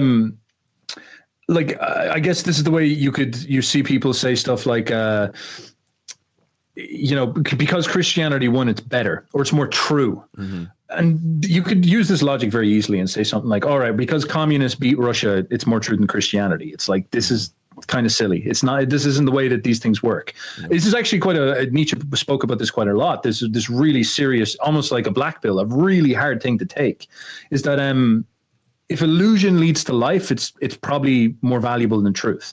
The use and abuse of truth, use and abuse of history. if you get a story that motivates you to do the right actions, that leads you to success, the story, even if it's complete bullshit, is valuable in some sense because it leads to success. Success is what actually matters in the world. And truth is not as valuable as people make it out to be. Again, this is a really good challenge for anybody who doesn't like Christianity and stuff like this. You can't be resentful about it. You have to say to yourself, wait a second, do I have something sufficient as a narrative, sufficient as a story, and sufficient as a vision to offer an alternative? Because if I don't, this is the problem with Christianity, is it's a very comprehensive vision. It's really well adapted to people's psychology. And this is why it's so attractive to people. It tells them a story that sucks them in. But at the same time, it's almost like the invalidation of it at its root, because just because it's visionary and has a powerful story that can psychologically motivate people doesn't necessarily mean it's reality or accurate reality at all. And what Nietzsche actually discovers is that Christianity has got almost no tangible connections to the real world because it denies the real world so much fundamentally. And this is like a really big paradox and challenge, and we're just one of the fascinating sides of human nature. Like how, because you can even say this to a Christian and say something like, well, how did the Buddhists survive if they're wrong? And it's like, well, they can believe something that's wrong and still achieve the goals of life. And it's a very similar style of thinking there, is that ideology, stories, these things only count so much as they move us towards life, and life is actually what matters. And if Christianity tells you to like have children and all these type of things, it's going to succeed on some level, which is reason why it works so often, stuff like this. Yeah, I'd say it sort of worked for a little bit, but it's failing now terribly. And I think I see Christianity as just more, it won because it was more effective religious propaganda. And it won because somehow the leader of the Roman Empire was convinced that he could adopt it and co-opt it and use it to unite the empire or to control his people or something. And that's why it won out. And yes, I do think it's religion. Go ahead. No, I was going to finish what you're saying. Well, I was going to segue that into this quote from E. Michael Jones's book, The Revolutionary Jewish Spirit. He cites this Greats. He is a Jewish academic, I think from the 1800s. And he says that Christianity was a new kind of warfare against long-established Roman institutions, which would ultimately modify or partly destroy them, hijack them. Greats is referring to Christianity, the most successful Jewish sect. In his view, to conquer Rome from within, Judaism had to be modified. And they created a form of Judaism that was targeting the superstitious pagan world, adopting some of their demigod and paganistic beliefs. That's another reason that it won out, because they created it to target them. To conquer Rome from within, Judaism had to be modified, however, and it became estranged from and placed itself in harsh antagonism in a controlled opposition dialectic to the parent source. Yeah, this just reminded me of another Nietzsche quote. But see, it's amazing seeing stuff like that. What's the quote? And this is a Nietzsche quote from Genealogy of Morals, a very, very famous one. And let me see, it's probably the best one. Yeah, man, there's like 3 quotes here that are just fantastic. So number 7 in Genealogy of Morals, he says, the reader will have already surmised what ease the priestly mode of valuation can branch off from the knightly aristocratic mode. So this is like, priestly mode is in some sense slave morality, knightly mode is master morality, but the priest is like that crafty guy like Lenin who figures out that he's able to weaponize the resentful, and he creates his power base by saying, all right, I'm going to take these resentful people, I'm going to stir them up, and I'm going to take on the monarchy. And the monarchy of the Russian monarchy is sort of like the knightly aristocrats. These are the high nobles that have this very kind of high-minded way of looking at the world, and they're very creative and culturally creative. Look at, like, for example, Russian music before the communist revolution. It was so much beautiful music in there, absolutely fantastic. So the priests versus the knights. And the priests and the knights develop into antitheses of each other, so they fight each other. And the knightly aristocratic values are based on a careful cult of the physical, on a flowering, rich, and even effervescent healthiness that goes considerably beyond what is necessary for maintaining life, for maintaining war, for adventure, for the chase, the dance, all these types of things. In fact, what is considered in strong, free, and joyous action. So the knights are obviously like about vitality and health. They're in some sense pagans. Even the Christian knights of ancient Europe, they were pagans. The priestly aristocratic mode of valuation, as we've seen, is based on other hypotheses. It is bad enough for this class when it is a question of war, yet the priests are, as is notorious, the worst enemies. Why? Because they are the weakest. Their weakness causes their hate to expand into a monstrous and sinister shape, a shape which is most crafty and most poisonous. The really great haters in history of the world have always been priests, who are the cleverest haters. In comparison with the cleverness of priestly revenge, every other piece of cleverness is practically negligible. Human history would be too fatuous for anything were it not for the cleverness imported into it by the weak. Take at once the most important instance. All the world's efforts against the aristocrats, the mighty, the masters, the holders of powers are negligible by comparison with what has been accomplished against those classes by the Jews. The Jews, the priestly nation, which has eventually realized that the one method of effecting satisfaction on its enemies and tyrants was by means of a radical transvaluation of all values, which was at the same time an act of the cleverest revenge. Yet the method was only appropriate to a nation of priests, to a nation of the most jealously nursed priestly vengefulness.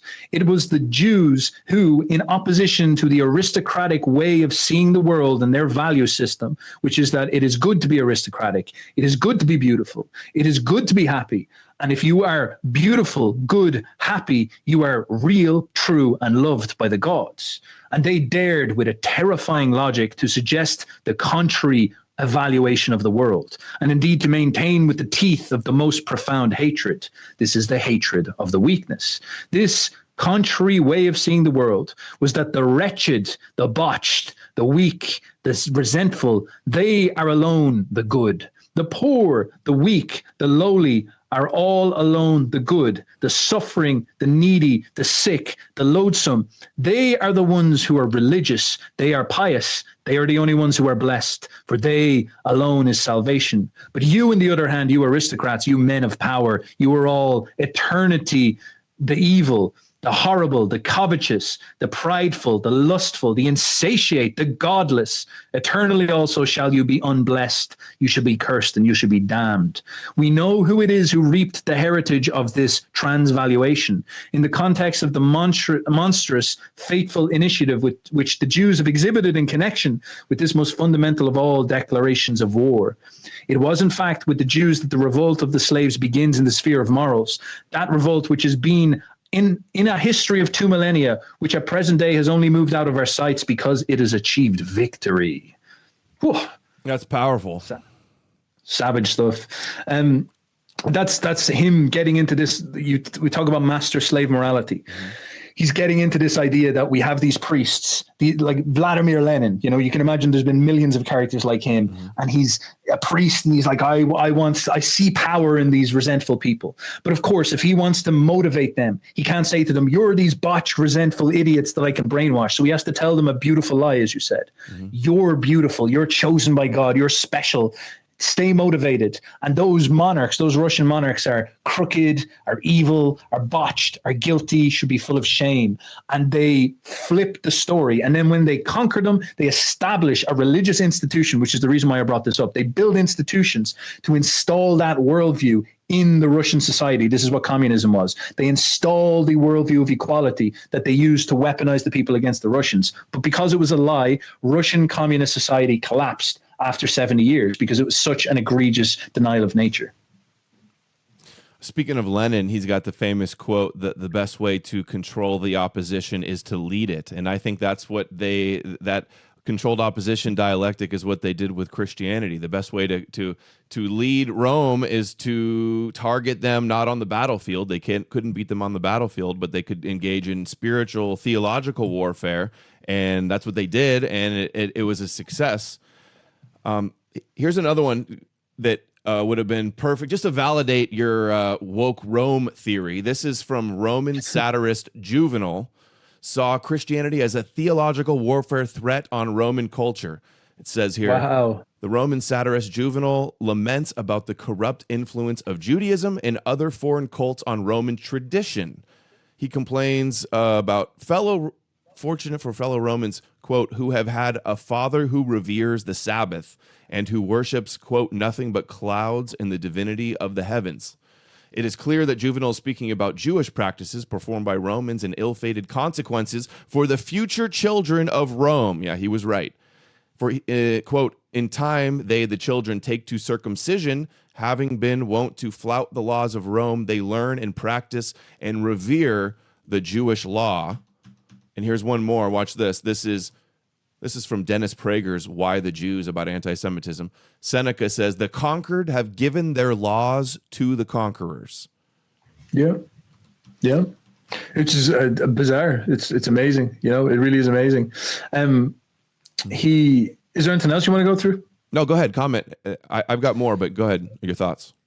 Sweet. Yeah. Like, I think there's also a side of this, which is, again, very fascinating because, again, like a kind of cartoonish anger at the Jews for stuff like this. In some sense, and Nietzsche points this out, like these people were just trying to put themselves in a winning position. You must understand this. Like, it's like they actually were slaves. And what are you supposed to say to them? It's like, don't try win. It's like, that's not how life works. Mm-hmm. So these people were playing the field that was in front of them. And Nietzsche admires this greatly in them. He says that the Jews have a huge amount of psychological vitality. His whole project, though, was that saying that, like, look, they have this great psychological vitality, but I think they're wrong with the way they see things. And I have enough psychological vitality to push that out of the way and go for what's and create something better and create something superior. And this is actually one of the problems with Christianity, which is that Christianity subverts that ability for Western man to be creative and create a new paradigm. It's constantly jumping up and saying, no, you can't do this. You must stick to the Bible. The Bible is how everything works and all these type of things. And it becomes this constant thing biting at your feet. Stop you from being able to launch into the future and create something new. It's stopping you being able to let go and just go forward and become creative and release your passions and take on the world. Instead, it's always there trying to say to you, no, go back to the guilt complex, go back to these type of things. And so when Nietzsche's, when you see someone like Dennis Prager, I see this in Jews quite a lot because they would say stuff like, we moralize the Roman people, and they believe it sincerely. And it's actually sort of true in the way that you understand it. You know, the Roman people were Martian barbarians conquering the world. And the Jews do think of themselves as possessing this noble law. They think they possess morality, which is fine. You know, they can believe this. It's incorrect and it's irrational. The problem is when Christians validate that and enable them. That's the most frustrating part. And this is it. And so, like, they go in and they see themselves as they're proud of what they've achieved and what they have done, and like that's okay. That's absolutely fine. You know, I don't think it's true. I don't think you're more, like, as Nietzsche points out. Nietzsche tries to give a really sufficient academic justification of like why what you think you did was wrong. He wrote Genealogy of Morals. For his Jewish friend. He had a Jewish friend who he got on really well with and he really liked. And the Jewish friend wrote this little story about how out of Judea evolved proper modern morality. And Nietzsche was like, listen, this is silly. This is my Jewish friend. Like, this is not how this works. So he wrote Genealogy of Morality to give them the true story. And he explains how Judaism carried slave morality and it's like wipe all this stuff off. And of course, this is a big deal. And he kind of lays it out. He explains this is how it actually works. This is how a reality actually happens and all these types of things. And this is it. It's that it's a superior intellectual position. It's a superior imaginary position. And it's very artistically vital, which is why during the 20th century, almost every major artistic movement was heavily inspired by Nietzsche, because it had that belief that, oh my God, we can actually seize the future. We live in this age where it feels like everything's coming apart and people run back to stuff like Christianity because they want order, like Jordan Peterson and stuff like this. But then they just get caught up in something that's stultifying. Look at how Jordan Peterson has to basically become a Zionist because he doesn't have the creative vitality to create a destiny for his people, for Canada, for all this type of stuff. He projects that masculine creativity, that Promethean creativity into the Jewish people because he fetishizes them, because he has castrated himself, maybe via Christianity, to not allow himself to do this. Whereas Nietzsche's he's just saying, this is so silly. Look how stupid this is. Let's just make something for ourselves. Let's just go for it. We can do this. Stop. Why do we haggard ourselves with guilt? We can do it. Like, we have so much vitality in the European people. We have so much potential, but we need to have a good conscience about it and go for it. I agree. I wish we could, instead of trusting the plan. That's another thing. Lenin, they had the Trust Project. New Lies. What?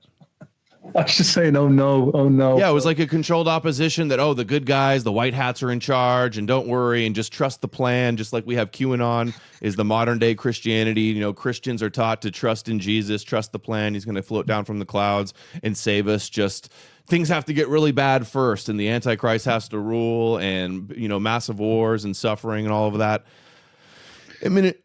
Imminent Rain says, killer show, Adam. Grateful for all you're doing, bro. Hails so hard. And Snap Out of It says, thank you both for getting this information out to everyone. Yeah, this is really important stuff. Have you seen this one? Are you familiar with this Marcus Eli Ravage? So I was either talking about him or Maurice Samuel. I think I've actually, I definitely heard of both and listened to both of them, but I just don't know which is which, I'm afraid. Let me play this one. It's 2 minutes. I'm gonna run and go take a pee, and I'll be right back. Okay. Okay, sweet. But what is that besides the unquestionable historical conspiracy which we have carried out, which we have never denied because you have never had the courage to charge us with it, and of which the full record is extant for anyone to read? If you really are serious when you talk of Jewish plots, may I not direct your attention to one worth talking about? What use is it wasting words on the alleged control of your public opinion by Jewish financiers, newspaper owners, and movie magnates, when you might as well justly accuse us of the proved control of your whole civilization by the Jewish Gospels?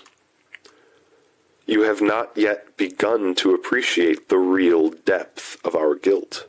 We are intruders. We are disturbers. We are subverters. We have taken your natural world, your ideals, your destiny, and played havoc with them. We have been at the bottom not merely of the latest great war, but of nearly all your wars. Not only of the Russian, but of every other major revolution in your history. We have brought discord and confusion and frustration into your personal and public life. We are still doing it. No one can tell how long we shall go on doing it. Look back a little and see what happened. 1900 years ago, you were an innocent, carefree pagan race. You worshipped countless gods and goddesses, the spirits of the air, of the running streams, and of the woodland. You took unblushing pride in the glory of your naked bodies. You carved images of your gods and of the tantalizing human figure. You delighted in the combats of the field, the arena, and the battleground. War and slavery were fixed institutions in your systems. Disporting yourselves on the hillsides and in the valleys of the great outdoors, you took to speculating on the wonder and the mystery of life, and laid the foundations of natural science and philosophy. Yours was a noble, sensual culture, unirked by the prickings of a social conscience or by any sentimental questionings about human equality. Are you familiar with this one before? Is this what you were thinking of? Yeah, I've definitely heard that before. I've definitely heard something else. I think Maurice Samuel maybe has a different perspective, but he actually sort of says the same motifs. So, but point being is that this is, it's fantastic. It's such a clear understanding of it. You know, it's fascinating that like the Jews can have such a clear-headed understanding of it. You know, they can sit down and say to themselves, and just observe and notice these things and think, yeah, well, I guess this is sort of true. And this is something you see, I guess, with many Jews, is that they're a little bit more conscious of these things on some level. They have this ability to I've heard someone say this before, which is brilliant. The Jews understand the Europeans in a way that Europeans often don't understand themselves, and the Europeans often understand the Jews in the way that the Jews don't understand themselves, because the outsider is always going to be able to see things that you can't. And you see this an awful lot. You see this an awful lot in profound ways. Like Nietzsche, many Jews would read Nietzsche and they just, like that whole idea of like slave morality coming from their religion is just so hardcore on the way they see the world. Dennis Prager reading that would be like, whoa, man, like that would just break him apart. Mm-hmm. But they read it and it's so well presented that they're like, I can't really deny it. You know, the only way you can really deny Nietzsche is calling him an incel. Like that's the only he was an irrational incel who died of syphilis. You know, that's the way you get rid of him. It's like, listen, bro, you sit down and just let his words sink into your brain and you'll be like, man, there's something true here. So yeah, no incels in Christianity with their eunuchs and their chastity and their thinking sex is evil and all this stuff and a sin. Here's you Gentiles, Maurice Samuel, page 9 on the chapter on religion. It says, "We gave you the dogmas, and that the difference between you and us is that you believe the Messiah has already come while we believe that he is yet to come. And you believe in the doctrine of forgiveness while we believe in the doctrine of retaliation." Big difference there. And it is love your enemy, submit to the government authorities. They're anointed by God.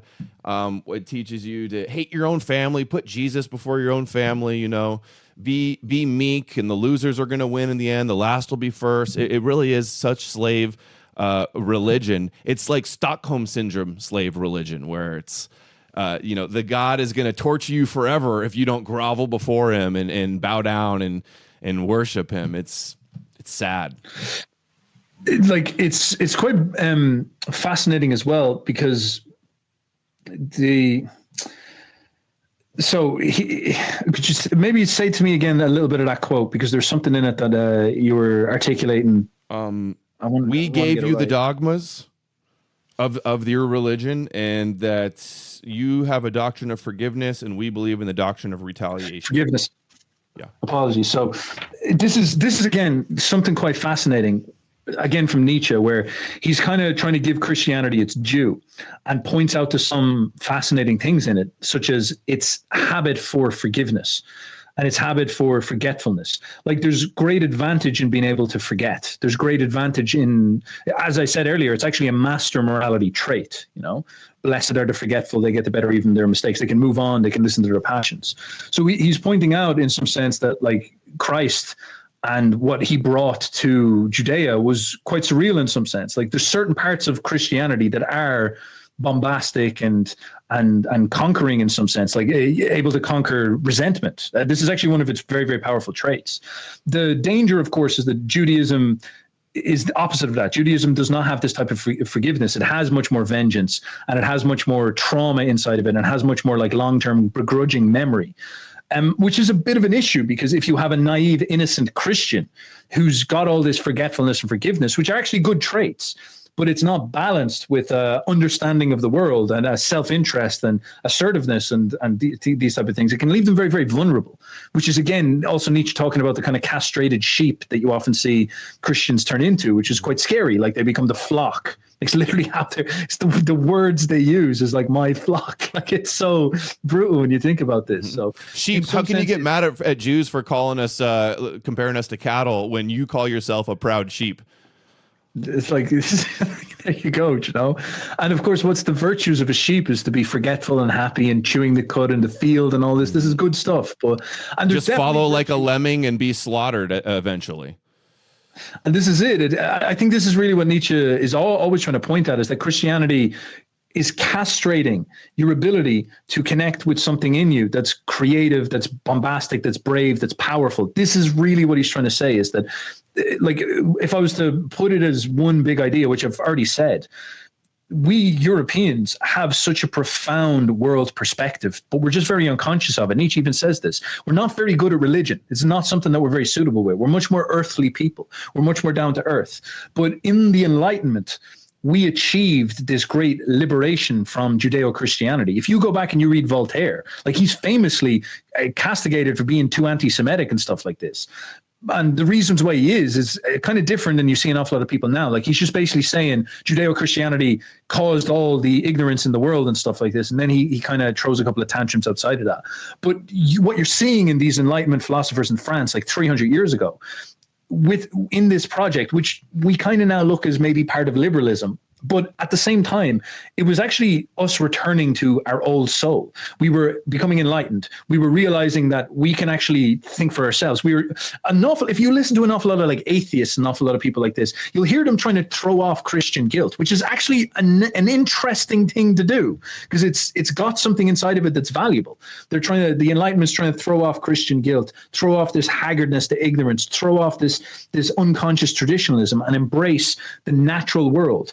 And intellectual processes that allow us to engage with the natural world, and the bravery to be creative alongside of this. The Promethean energy was coming back in the Enlightenment. And what was happening there is European men were digesting and spiritually conquering Judeo-Christianity and shunting it out of their bodies and moving on to something new. As I said, Nietzsche's project, Nietzsche's worry is that we weren't throwing out Christian morality and the Christian worldview completely, and he felt that that was going to cause loads of problems in the future, which obviously in some sense has. You have nowadays liberalism, which is actually a sort of atheist version of Christian morality, and then you have the alternate, which is right-wing Christianity, which again is just Christianity in and of itself. And they both are very compliant, sheepish operations within the world. And Nietzsche's again pointing out to this idea, like, how do you create a worldview that engages with the scientific project, that is pro-nature, that is not resentful to Judaism, not resentful to Christianity, not resentful to the Jews, but beyond them, not tethered to them. Just, it's like you just walk out of the room where a stupid argument is happening and go build something, this type of thing. And the Enlightenment project, the romance that we achieved, and the ideas of love and the passions, the redemption of the passions is sort of what happened there. That was a big success, a big overcoming of Christian morality. The project of science, all these type of things. This stuff is fertile ground for us to create a future that is ours and based on our visions and based on the realities of the world, and positive and creative and healthy. And you'll notice that that's what we're missing right now. Like, I'll leave this as the last thing. The world we live in right now, if you want to do a broad stroke across it, is a world that is anti-life, is life denying, as Nietzsche said.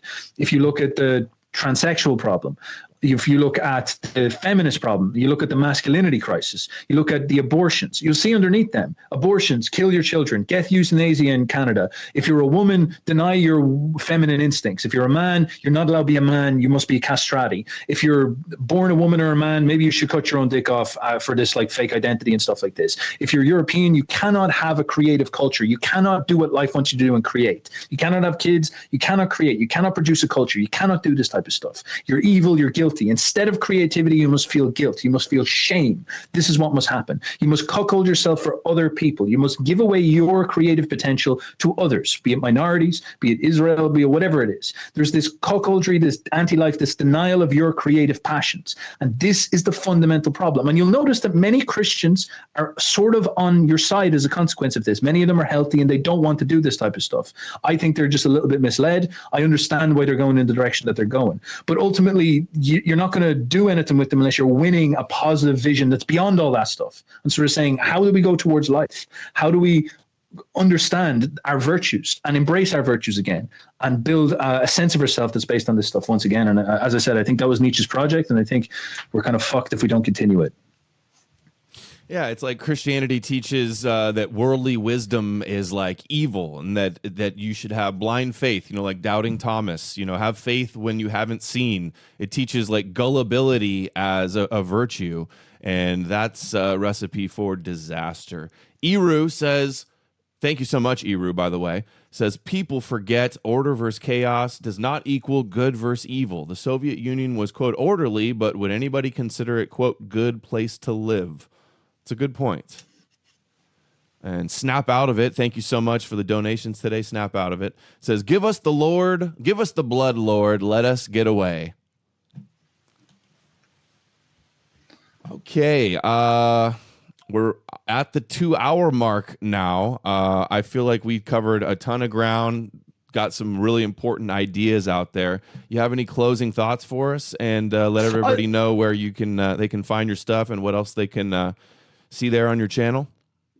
Fantastic. Yeah, like if you have any last questions, I'm happy to go into them. I'm not too pressed for time. And as I said, if anybody wants to find me, like my closing thoughts, I actually think the thing I just said would be the big one, like that positive, creative attitude, allowing yourself to unshackle yourself from frames of thinking. From like, if you think about it as an artist, you think about yourself as a creator, you think about yourself as a brave leader. This is always the experience that geniuses, creatives, futuristic people have, is that you have uninspiring people who maybe aren't as sharp as you and all this. And this is not, you can't hate them. That's not right to do, but they're not on your level. They're not as dynamic. They're not as capable. And they are constantly gnawing at your heels and trying to pull you down and shackle you to their reality, which is full of fear and guilt and not understanding reality and all these type of things. And so you have someone like Elon Musk, Napoleon, creative people like Mozart, Beethoven, these people are trying to, Nietzsche, they're trying to launch forward towards a future. And what's so interesting is that usually they get attacked, they get told that's the one thing you can't do. But when they create the future, everybody moves into the new pastures, and then it becomes normal. And then people don't realize that the whole paradigm was won by crazy attempts by people. Where we find ourselves right now is that I think there's a vacuum. I don't see a coherent, strong, repetitive vision being presented of a new future outside of all this nonsense that actually understands it as just like, kind of irrational, religious, superstitious from the past and all this, but something that blazes forward towards into the future. As I said, Nietzsche has this fertile creativity for this. And when we see that stuff showing up, I think huge leaps and bounds will happen, because I actually think people are ready for that. I think people right now want something to believe in, but we've been through the scientific process, we've been through the Christian process, we've been through these things, and they want something where they can look at the world that is able to integrate them without being cucked to their worst sides, if I want to put it this way. And that's where the true genius of the future is going to pull something together. John Garadas just said, Uberboyo, is Jesus' story based on a real person, or is it just pure fiction? You got to take on that. Again, I don't have good takes on this stuff. What did Nietzsche think? He thought he was a real person, right? So Nietzsche has a couple of different takes on the Bible in and of itself. Nietzsche thought he was a real person. Nietzsche treated him as a real person, assumed he was a real person. I sort of assume that too as well. I assume he was a dude. And Nietzsche critiques the ideas, which I actually quite like, is that he gives it like a punch in the gut and says, like, this is the actual, forget about him, forget about the historicity of it. Because this is almost like falling into the frame. People are like, oh, it has to be a prophecy. It has to be a part of the big story of the prophecy and all this type of stuff. And then it's like, no, the prophecy, the historiography is wrong. And it's like, well, let's put all that aside. Let's pretend it's right. It's still a bad idea. It's still not going to, it's still a slave morality. You're still completely it's still anti-science, anti-life. You're fucked then, it's like, doesn't matter if it's real or not, because you've defeated the actual paradigm, which is the most important thing. But saying that the prophecies matter or verifying them is in some sense falling into that a little bit, if you will. But other than that, like Nietzsche did also suggest in the Antichrist and many other things that there's no reason to assume that the priestly class in charge of Judea didn't falsify, didn't make up religious principles. He thought that like certain parts of it just don't click at all. He was like, I'm not even sure if the whole Egypt side of the story was even real at all. Like he has feelings like this. He doesn't get into it too much because that would have been sort of academic suicide for him. But since then, an awful lot of biblical scholarship has come out, and some people suggest with decent evidence by doing textual analysis that the Maccabees, who happened in sort of Alexander the Great's era or just after him, they were the beginning. And much of the story of Israel was massively distorted to suit them. And maybe Egypt itself didn't happen at all, because I think it's very hard to find evidence for stuff like Egypt. And the kind of like timelines are all kind of like botched up and stuff like this. And the point being is that there's an awful lot of spin in this. There's an awful lot of big stories. And people who take it as like, the line, it's a revelation and it's all true. It's like, bro, whoa, like let's pull the brakes here a little bit while we're taking serious in this front. So the historiography of it is a little bit, he's gray areas about it. He basically says psychologically, there's no reason to assume that people wouldn't lie. That happens all the time, but he just doesn't know. He didn't have the evidence for it back then.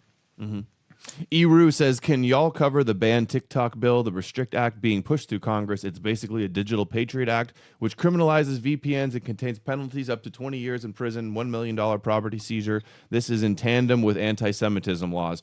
Well, you pretty much just did right there, Eru. I'll have to look into it more. Thank you so much for that super chat. Do you think... I'd actually have Go ahead. I have a question for you, Adam. I don't know too much about the politics side of stuff. I obviously don't know much about the as I said, like the historiography. Like you've actually much more comprehensive geopolitical modeling of this and all this. I saw Joe Biden gave a slight to Netanyahu there recently on Twitter.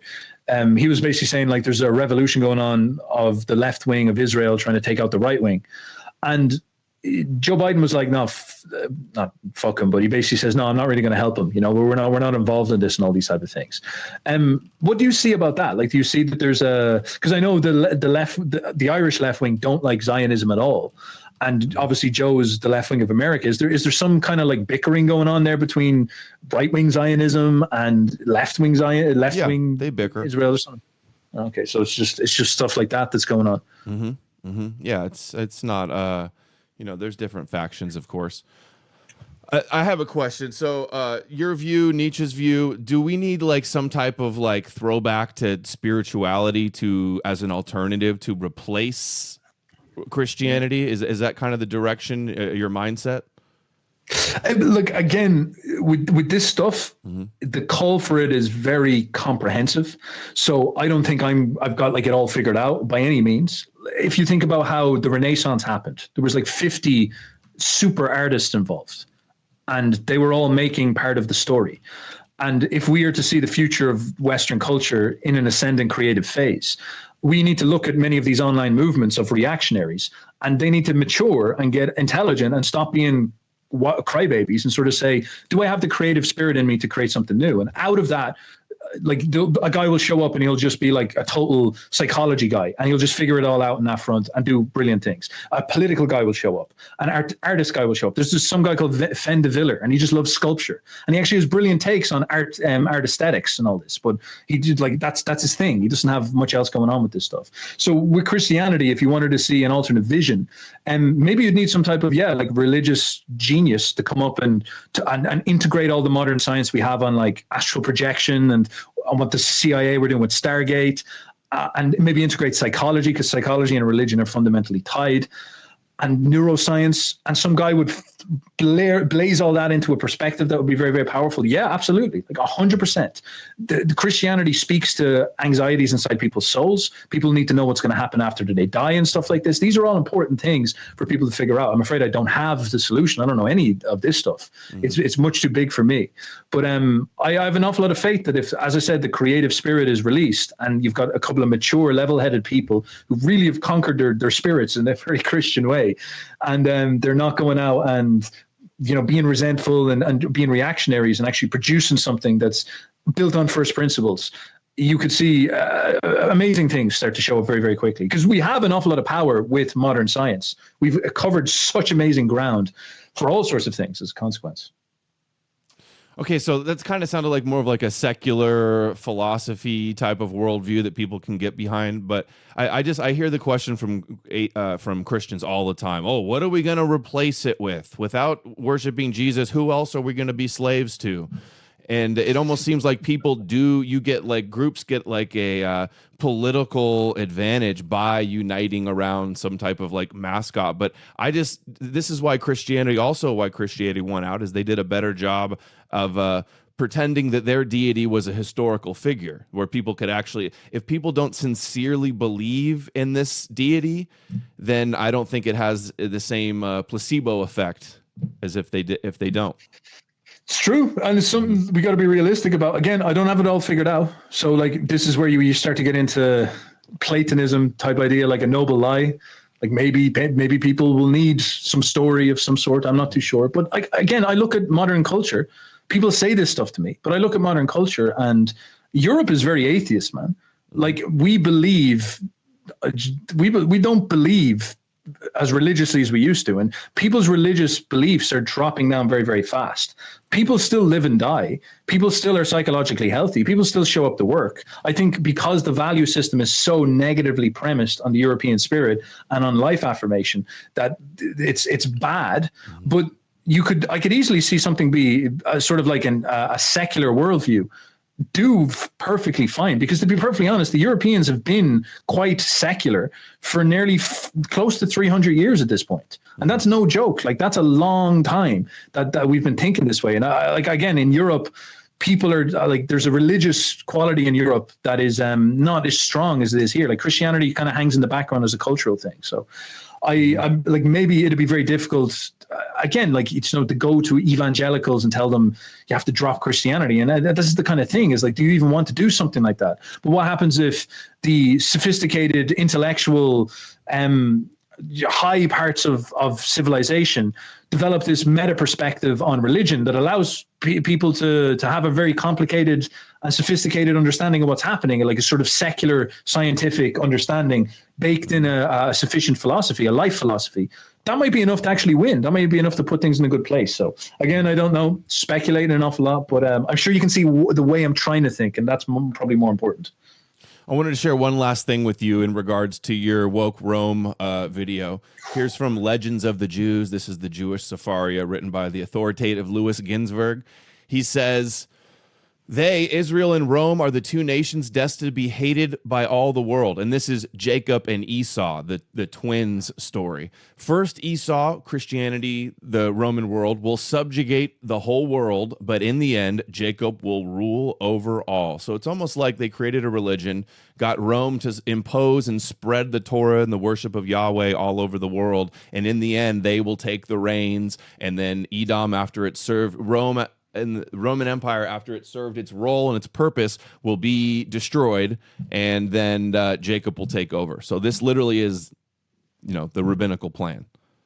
Well, see, this is like I could also say that this is like a fantasy, like a vengeance fantasy. Obviously, they're trying to enact it in some level, right? But it's like that's not how the world has to be. Like that's just it's like I have some random fantasy and dream about how I'd like the world to be, and it's like you can turn around and be like, Steph. Christians think this is how the world has to be.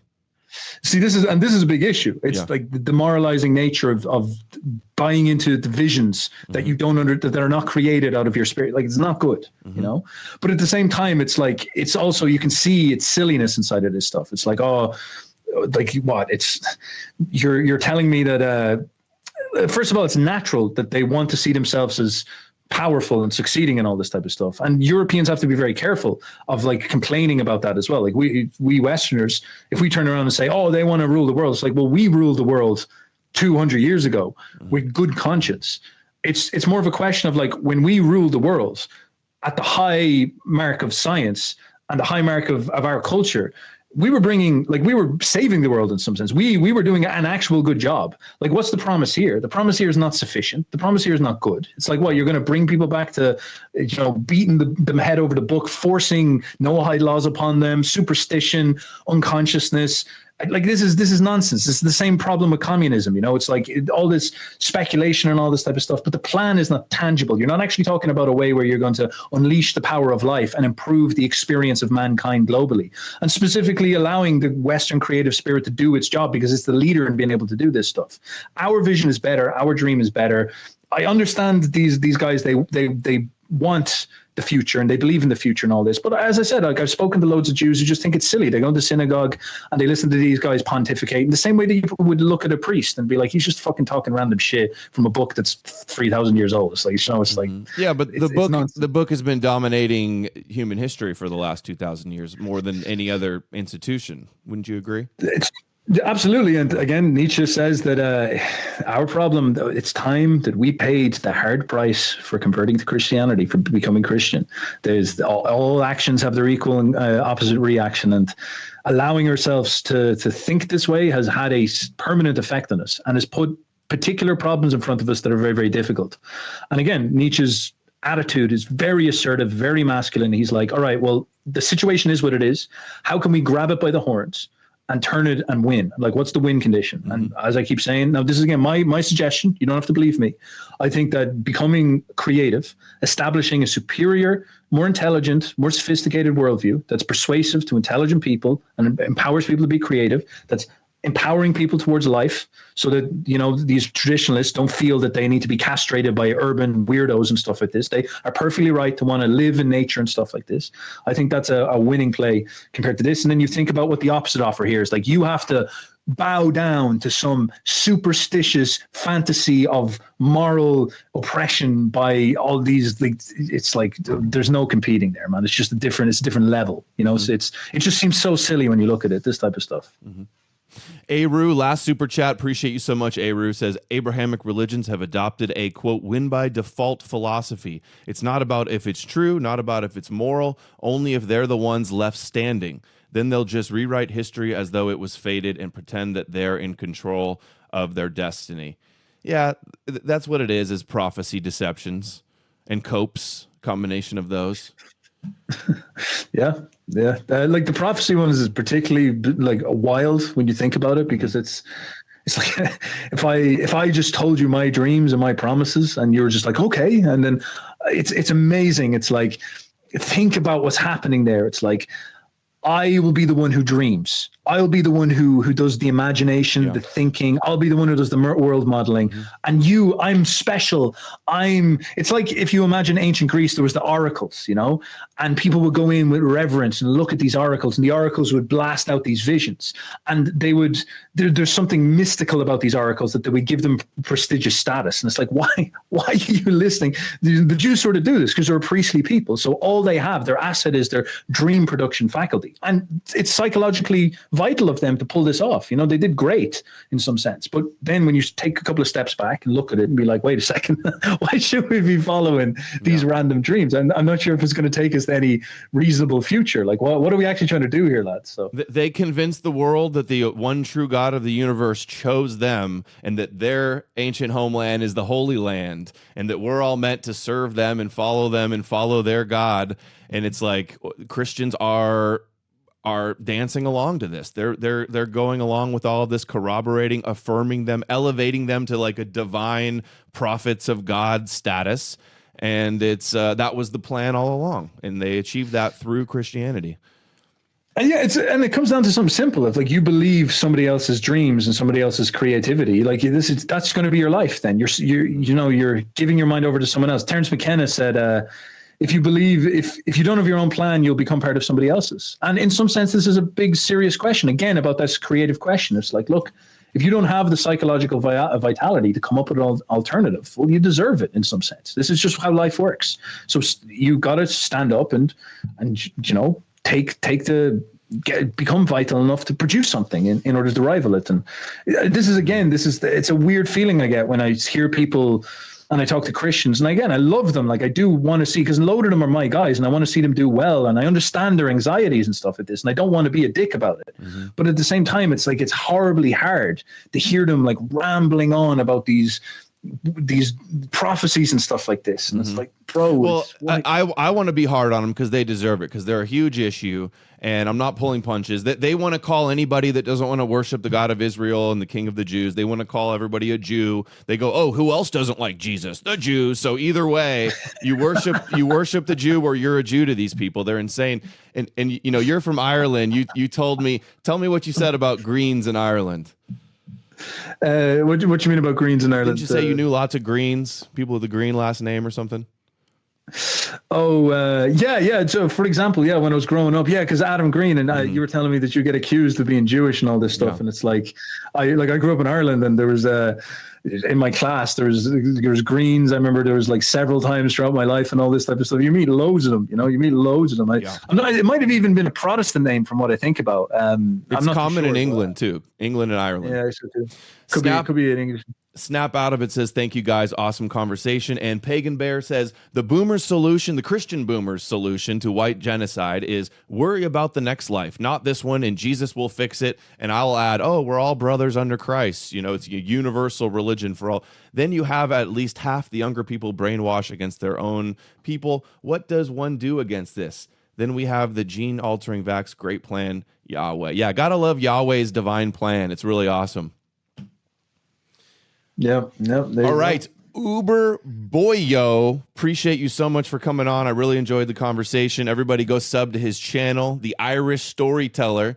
You do one-on-one coaching as well. You got a huge catalog going back years of videos here.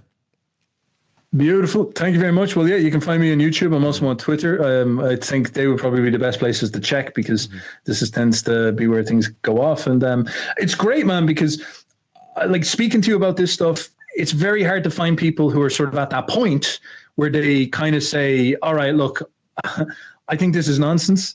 And then that's actually where I think the conversation starts, because I find myself an awful lot just trying to argue with people about being able to get to the premise of like, all right, what happens if the Judeo-Christian myths are silly? What's the next step? And I think that's where all the magic happens at that point. And because we're so haggard in the mythos, trying to break out of it, like most people you speak to are just sort of like, oh no, they want to talk about Christianity, or they want to talk about the viability of it and all these type of things. And you see people like, as I said, Jordan Peterson and all this. It's like this very difficult circular problem where people are in the modern world. There are obviously problems with the woke modern world because of many bad principles that are against life and against affirmation of life. And then people wake up from that stuff And the options that they are given is Jordan Peterson saying go to Christianity and become a traditionalist, and then they're kind of stuck back in this paradigm. And if the solutions are outside of that, well, they're fucked then. Like, how do you get people to kind of step up there? So it's really good to be able to just sit and talk about this stuff at that point. Right. Well, I hope to have you back on again sometime, and I look forward to any future videos you come out. Also, I want to, a little plug for myself. I suggest you watch some of my videos. I think it'll help you with some material when you engage in these Christian debates a little bit. Yeah. And likewise with me studying your stuff too. I'm bad with the debates, I'm afraid. But I was checking out actually quite a lot of your stuff there. You sent me that playlist, for example, and I was listening through all of it and all this stuff. And as I said, like, you've just such a comprehensive geopolitical understanding of this, because I've come about this a very theoretical way, but you've actually just sat there and listened to what these people are saying, and you've just thought for yourself, this sounds like bullshit. Like, what's going on here? And you've just kind of pieced it together, and you're pointing out, like, this is crazy. Why is this person saying this? That's absurd that this is going on. You've sent me, for example, of the guy talking about the collapse of Edom and stuff like this, and like all these things, and I think it's really, really good, man. So it adds a kind of current context with that I think is quite brilliant. Thank you so. Well, everybody, can't wait to see what you have to say in the comments. His links are all down below in the description. Thanks everybody for the support tonight. Great support tonight. Great participation and questions. Love you all, and I will see you guys all again very soon. Have a nice night and take care.